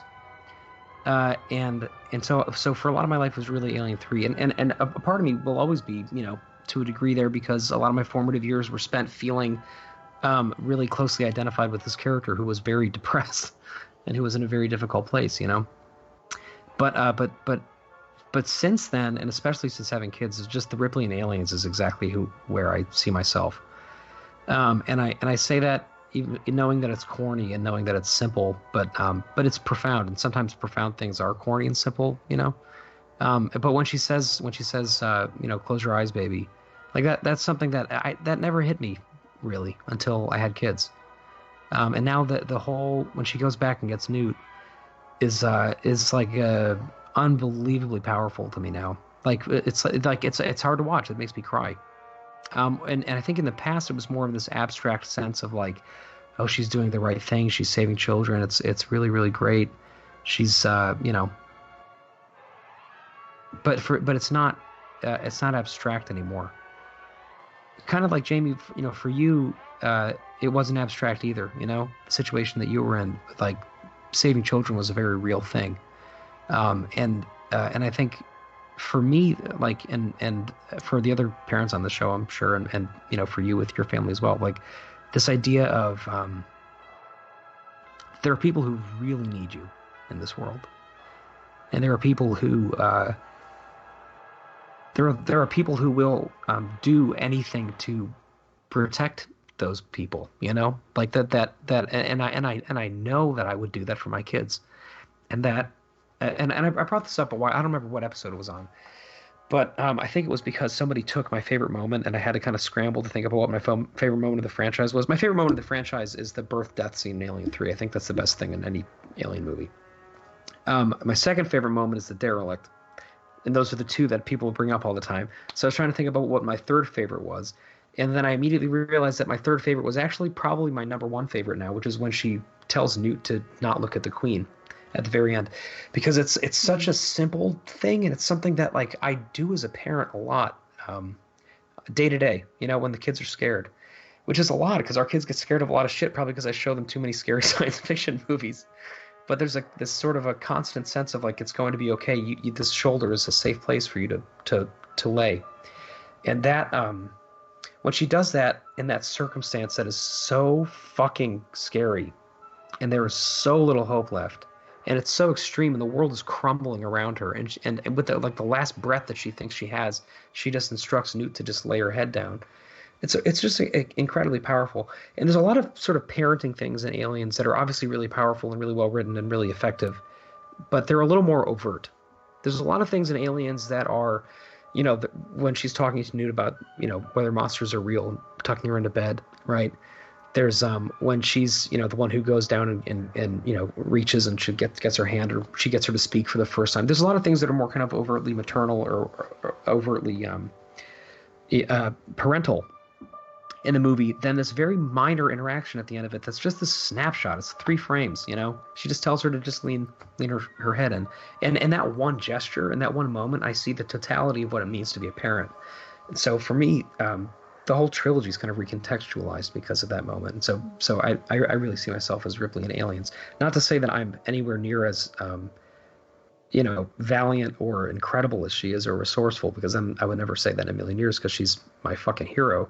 But I would say that there is something deep about the motivations behind that moment for me that I really identify with really strongly. I agree. She does. Well, go ahead. No. Can I just steal your answer and like read you? Both. Yeah, we just go back and like say your answer, because that's 100% how I feel. Yeah. I think I referenced Alien 3 only because I think I'm just frightened for my kids, and not that I've given up completely like that, but I feel that that everything's kind of collapsing around me, but at the same time, like you said, like, close your eyes, baby. It's so true, and it's so simple. It's such one little sentence, like, I think defines parenthood. Like, I've got you.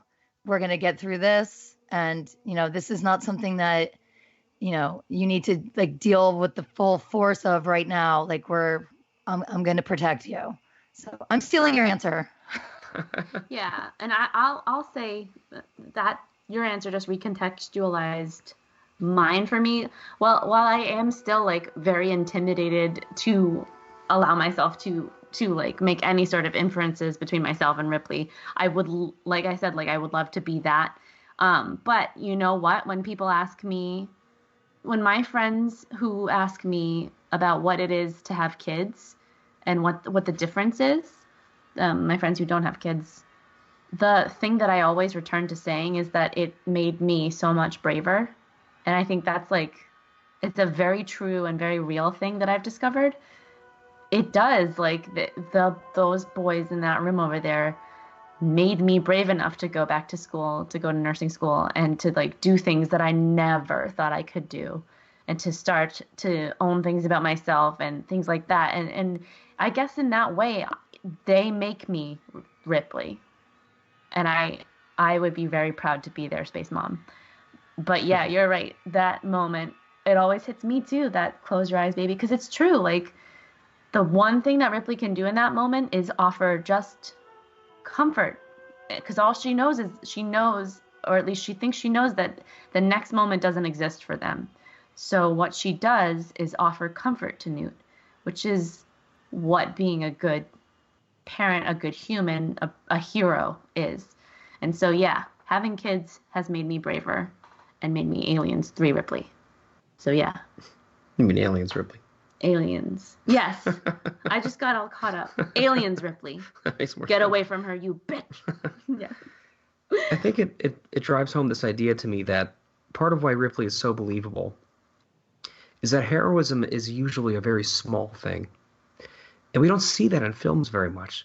Most of the time we see heroism in movies, it is somebody saving the world, It's somebody saving a bus full of people that can't drop below 55 miles per hour. It's something, it's somebody defending against the Decepticons. It's something just colossal and a little ridiculous, but it gets our adrenaline pumping. The moments where Ellen Ripley is heroic are moments that are so real and they're so tangible, even though they're in the context that's so fantastical. They're moments that are so human. And it's like we talked about, Jaime, when we were mentioning how much we love Hicks as a character. And I love him almost the way I love Ripley, although not quite. It's the small acts of heroism that he does that are real acts of heroism, right? Not everybody can go into a burning building and save everybody in that building, but everybody in this world has the capacity to be kind. Everybody in this world has the capacity to be at once aware of how difficult things are and brave enough to help others get through it because they know that's what they need.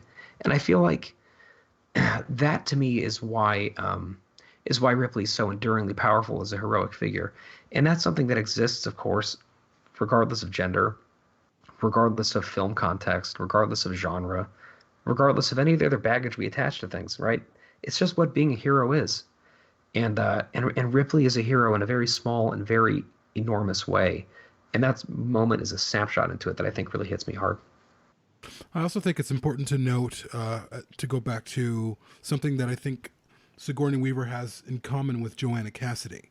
And when we were interviewing Joanna Cassidy, we were talking to her about, this was in February when we interviewed her, we were talking about there's this presence she has that men almost seem afraid of her, but it comes off as respect, which is what it should come off as. They shouldn't be afraid of her. They should just respect her. But there's something about Joanna Cassidy's presence that demands respect from men. And I think Sigourney Weaver is very much the same way.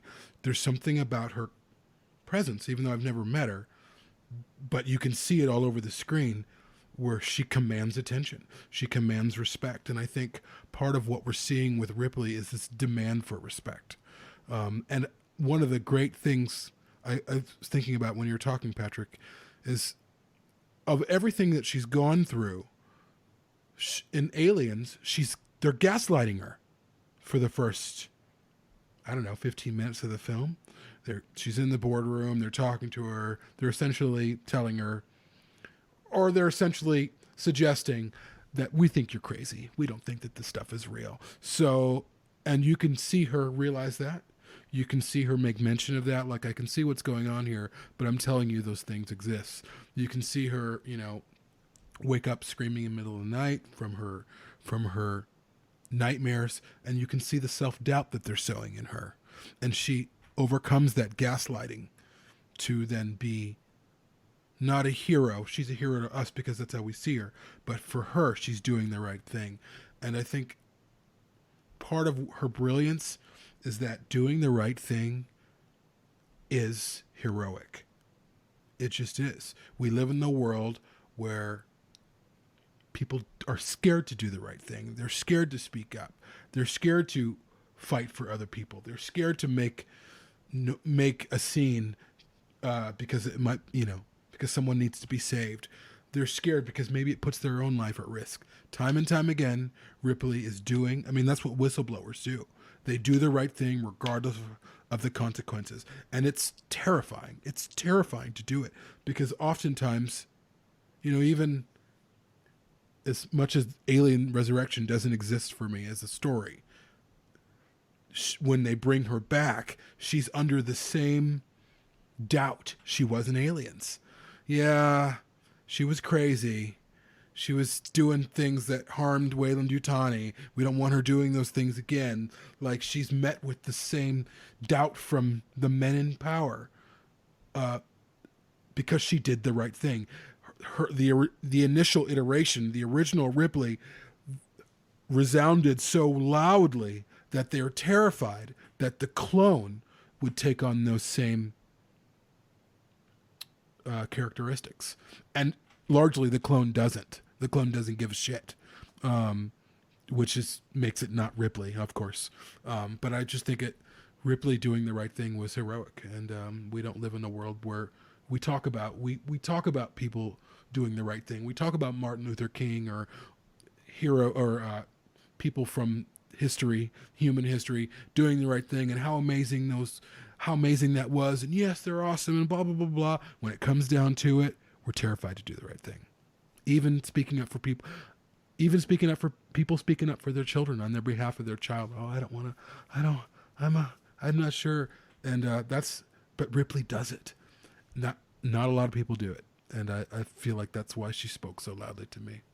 I 100% agree. It's, like Patrick, you were saying too, heroism comes in many forms, and we're just hit over the head with it so often in all these films. And, you mentioned Hicks. I adore Hicks. He's absolutely my favorite next to Ripley. And if you look at just the little things they do, both of them, not just for Newt, but for everybody, but particularly Newt. And I know you've talked about that moment where he picks her up and puts her on the table, which, side note, when I was talking to Michael Biehn, I didn't know this. Maybe he said it before, but he was the one who suggested that his character do that. At least he told me that. And I loved that even more because it's those little touches. And the fact that he saw Newt as a human child where everyone else saw her as an alien running across, and they were literally going to kill her. Like, he saved her life in that moment. And Ripley, sees that, yes, she's clutching a doll, but and she needs that comfort, but she's smart enough to be part of the process. They both saw in her, she survived. She's smart as hell. And we're going to include her. That's an act of heroism. Because like you said, most people just ignore the kids or, oh, they're just being kids. And no, they have voices too. And that to me was one of their greatest attributes. It was, yes, there's the mother and the, surrogate father role. But to me, it was more, this girl's smart. She's a survivor. And we need to listen to her. And we need to include her. And, those little acts, you add up all those little acts and like the whistleblower and the, being told time and time again, you're crazy, and her trudging through it. To prepare for this, I actually counted up all the times in the 3 movies that she kept saying either listen to me or I'm telling you. And it was like 9 times in all of these movies. In every one, it was either listen to me, if we break quarantine, we could all die, or will you listen to me? Or I'm telling you these things exist. Please, you're not listening to me about Kane. And she keeps trudging through, where a lot of us would just be like, all right, no one's listening to me, and kind of just cower. And I know I would probably too. I've done it. So that is one of, I think, her greatest act of heroism is that resilience and no, this is the right thing. And no matter how many people are telling me I'm crazy or not to do it, I know what's right and I'm going to do it. So I think that's her greatest strength. And that's just as impressive an act of survival as surviving against the xenomorph on the ship. Like that simple, that holding so steadfastly to this idea that there are right things in this world and that she knows what those things are and she's going to stand up for it, even though everybody will fucking back her into every corner that they will ever try to. It just hit me for the first time. I don't know why. When I was watching Alien in the theater, when they had the showing last month, it hit me like how expensive the Nostromo was. Like it kind of registered with me like what an enormous deal that was that she blew it up. I don't know why. It's at this point where I am in my life, like the financial impact of that in the face of the corporation kind of like hit me as something that how intense that was as a decision to make, and how she never even hesitated. Like, I mean, she did go back to try to stop the countdown, but once it was going, she was just going there, and she never apologized for having done it because she wasn't going to apologize for having done it because she had no reason to. She's like, we talked in the last episode about her in Alien as like, she's young, she's female, she's all of these different things that within the socio context of the time, whatever, would be disempowering for her. She's also like not running this, pan-global conglomerate corporation. She's completely disempowered in that context. And yet, like I said in the last episode, she's the one standing up in that room while she's being quote unquote debriefed, right? She's the one who is not only uncowed, she doesn't fucking back down. She persists, right? Nevertheless.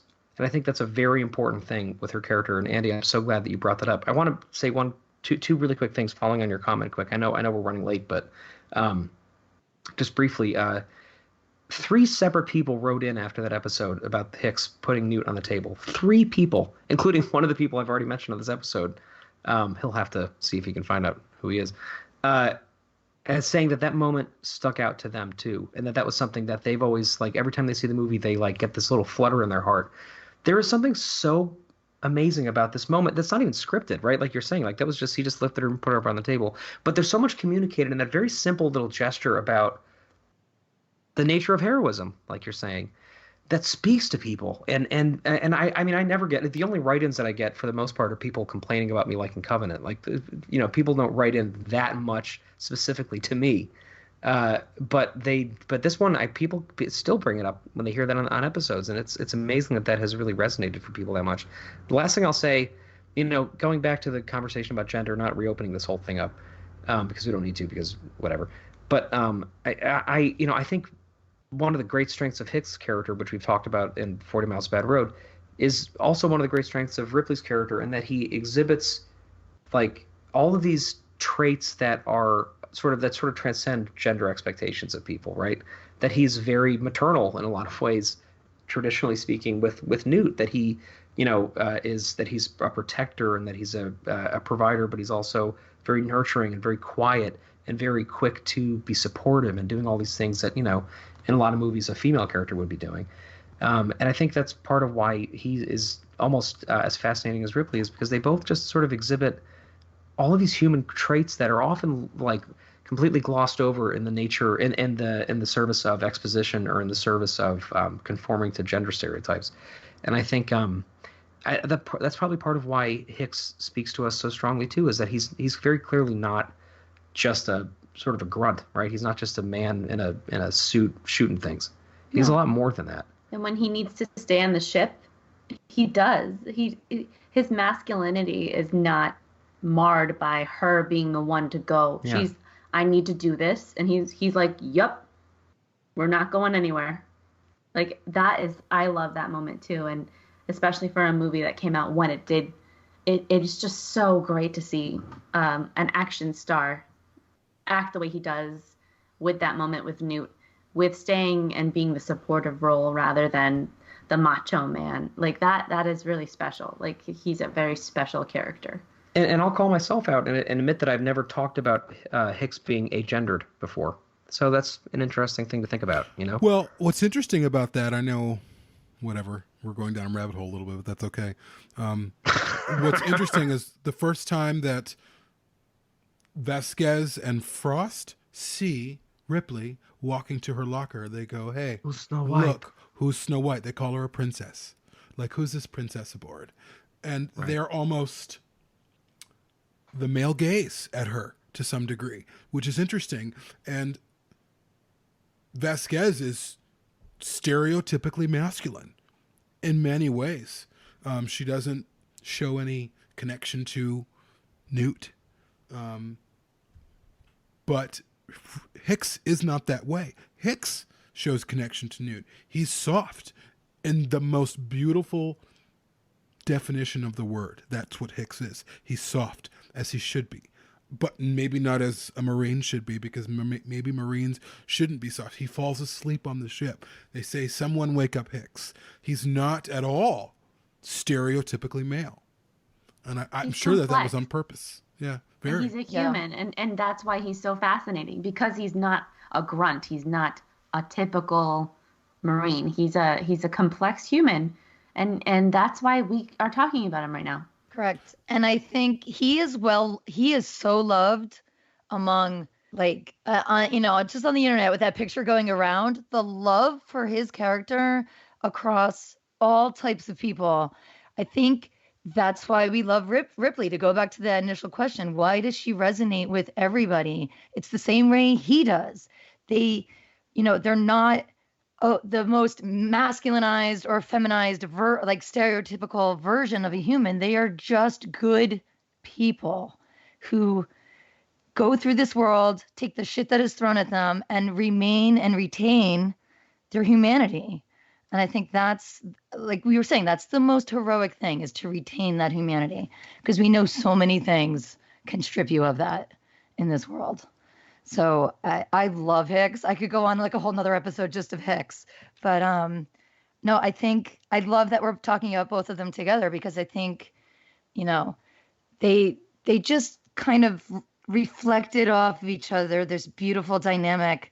And as a kid, and this is another thing growing up, and I even told him this, and I'm not embarrassed to say this, but I told him, I said, your character basically ruined men for me until I met my husband, because because that's what I knew I wanted in a partner, was somebody who was an equal, who saw me as a human being, and didn't fall into this trap of, oh, you're a woman, so you have to do this, and I'm the guy, and I have to do this. And they just respected each other. It was the utmost respect. I think it's one of the great non-relationship relationships in all of film.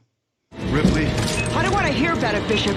She's alive. There's still time. In 19 minutes, this area is going to be a cloud of vapor the size of Nebraska. Hicks, don't let him leave. We ain't going anywhere. be you, Hicks? Dwayne. It's Dwayne. Ellen. Don't be gone long, Ellen.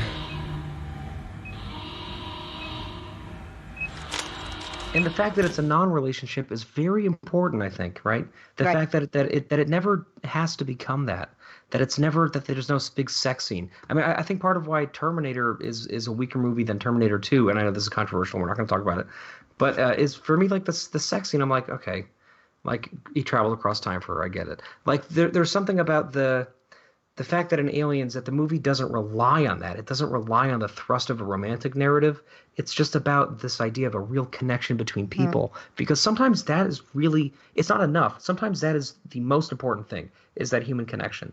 It doesn't always have to end with, penetration. Like, it's okay sometimes for people to just love each other in a very deep way. And I think that we don't see that in movies there's a lot of things in these films that are really against expectation. Sexually speaking, gender speaking, all these different things that are really kind of complex. And they were all coming out during time periods when this was not as much on the forefront of conversation in Hollywood as it is now. It's kind of amazing how trailblazing these things were, If you process it a little bit more and I think about, and we've discussed this before on 40 Miles of Bad Road, but you think of Gorman's character, he froze up. He didn't have a lot of experience. Oftentimes, again, in film or in stories, women are written that way, as inexperienced, paralyzing, freezing up, freaking out. All of those things Gorman did. And then let a man take over, or what, you know what I mean? Like sort of the classic Hollywood, stereotype. But all of that was flipped. So you have these characters acquiescing to Ripley, not because she was a woman, but because she was a better leader. She was the more natural leader. And then I even think of in Alien 3, when things are going crazy, Ripley has to calm those people down. She has to calm them down. These hardened, murderous criminals who are, they all look alike. They're all bald and they're terrified of this thing. And she has to calm them down. She has to calm 85 down. She has to say, no, it's okay. So this reversal of, or this idea of gender and gender norms, I feel like they're flipped from Alien to Alien 3. No one is acting. Everyone is real. I mean, I would say probably the only the stereotype that we might see is Lambert.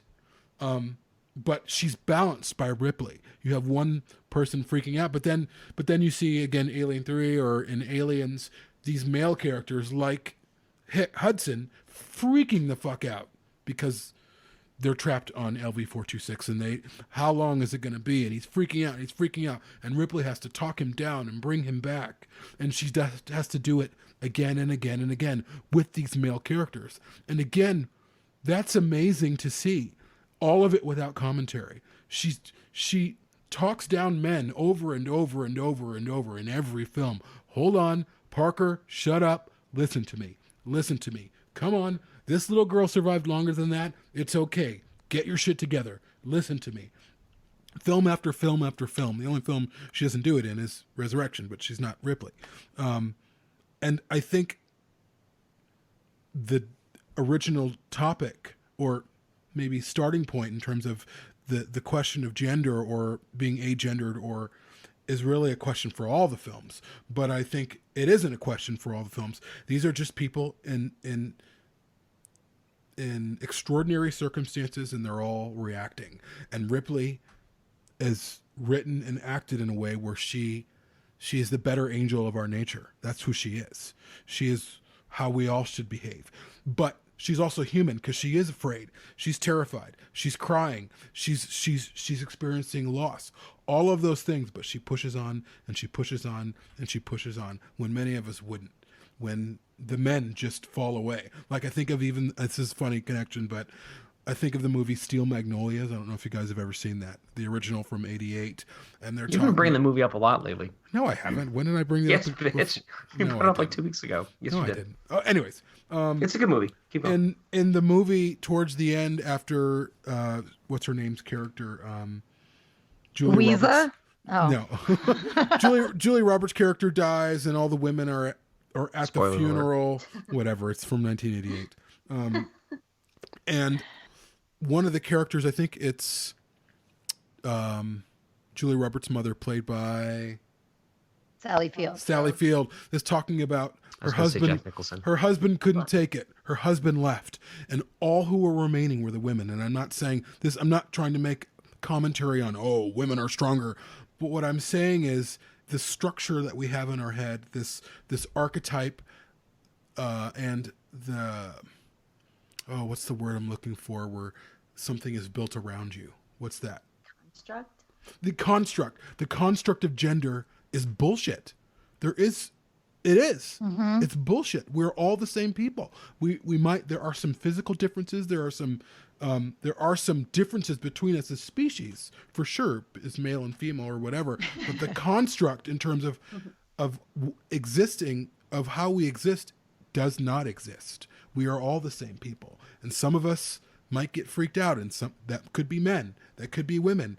We could pee our pants. We could say, no, we're going to fight this and we're going to go ahead. And Ripley breaks the construct because she's human, and that's what humans do.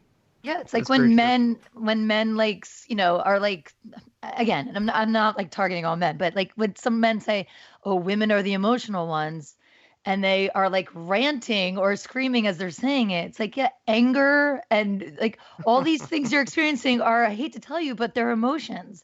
I'm sorry, but we all are emotional.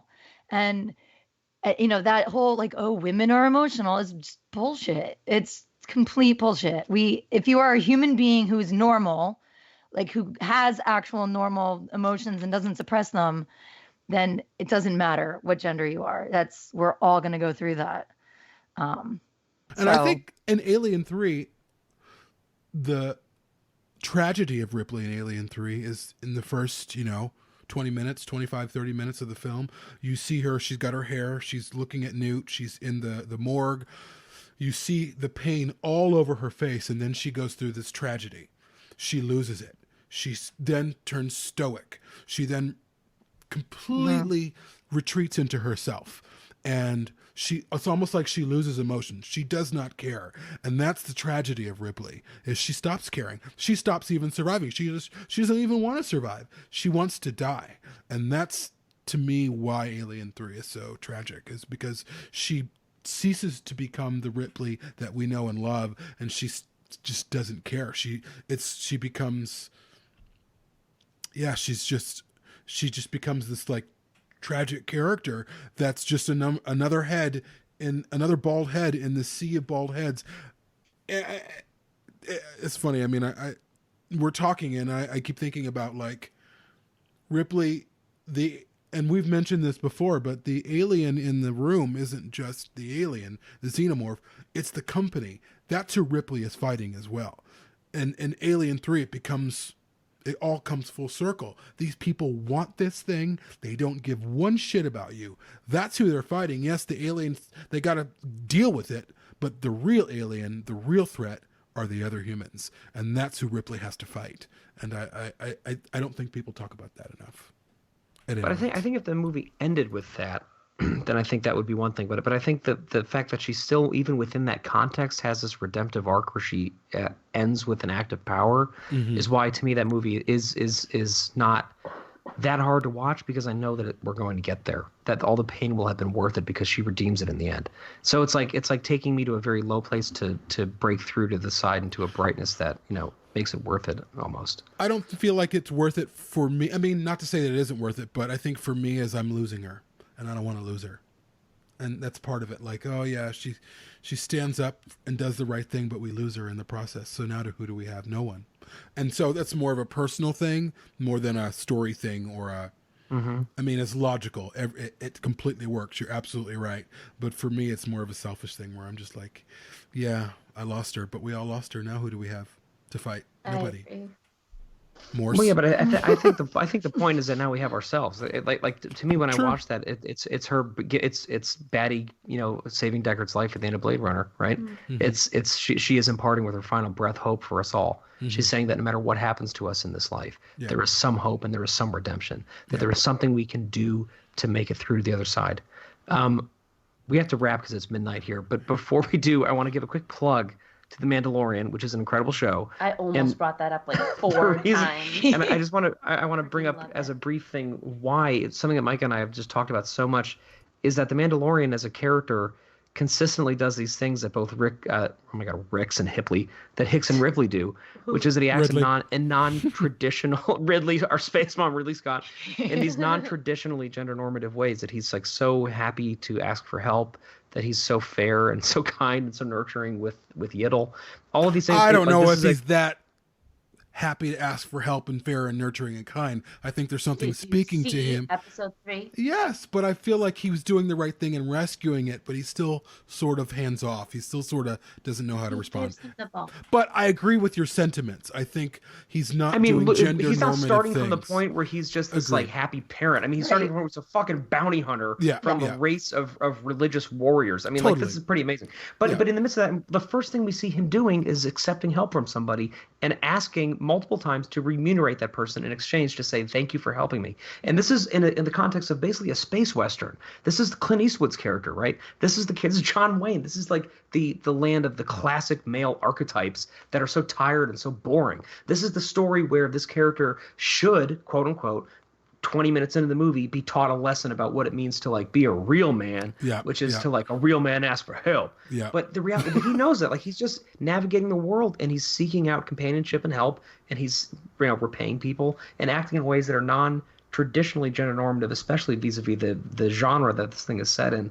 And I think a lot of why The Mandalorian is resonating with so many people, other than a million other reasons about how well made it is because that character feels fresh in the way that Hicks feels fresh, in the way that Ripley feels fresh, which is that he's not just this thing that we're expecting and that expectations being delivered on. He's something that surprises us and makes us feel like he's real, And I think that's really, really powerful. And I think, and at least for me in closing, that the reason why Ripley is forever powerful for me is that she will always feel real, because I will always see my mother in her. I will always see the people who have performed those small acts of heroism for me in her.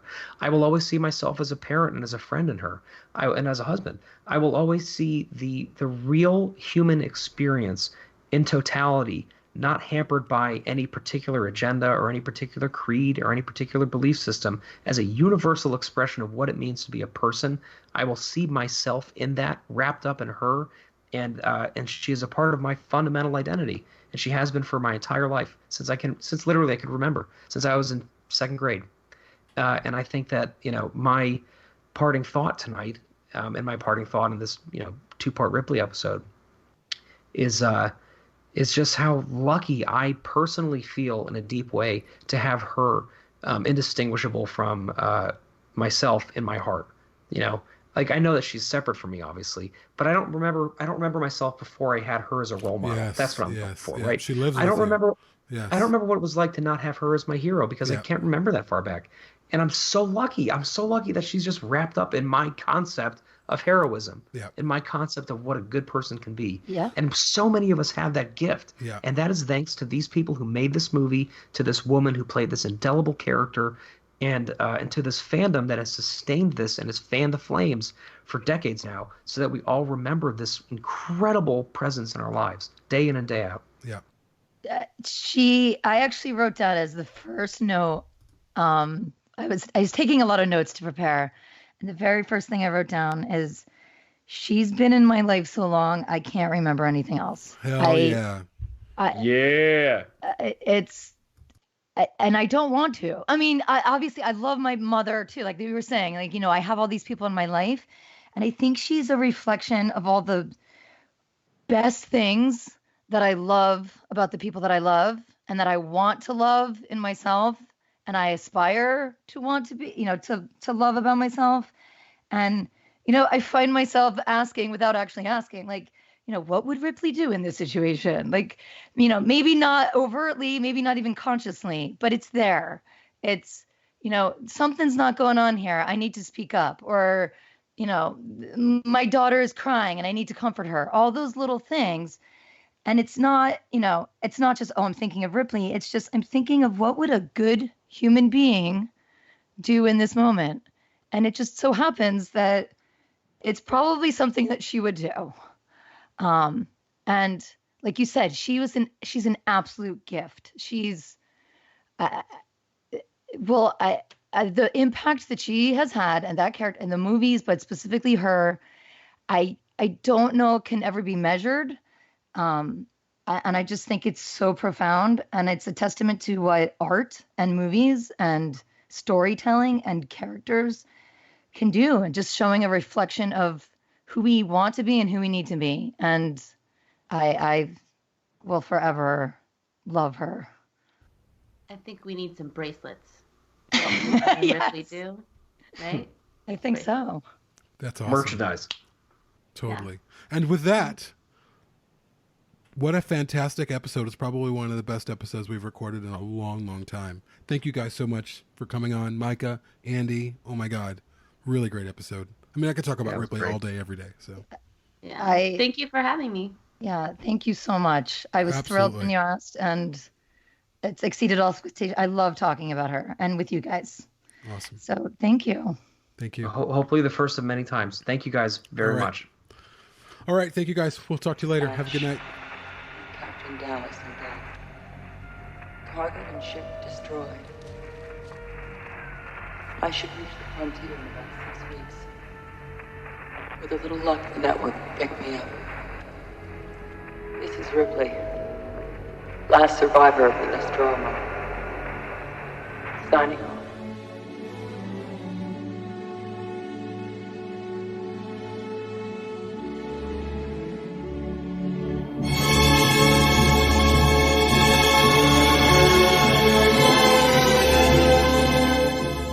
For more on Perfect Organism, the Alien Saga podcast, please visit perfectorganism.com. Perfect Organism is available for listen or download through Podbean, iTunes, Google Play, TuneIn, and Spotify. If you'd like to support the show, please visit perfectorganism.com/support. Thank you.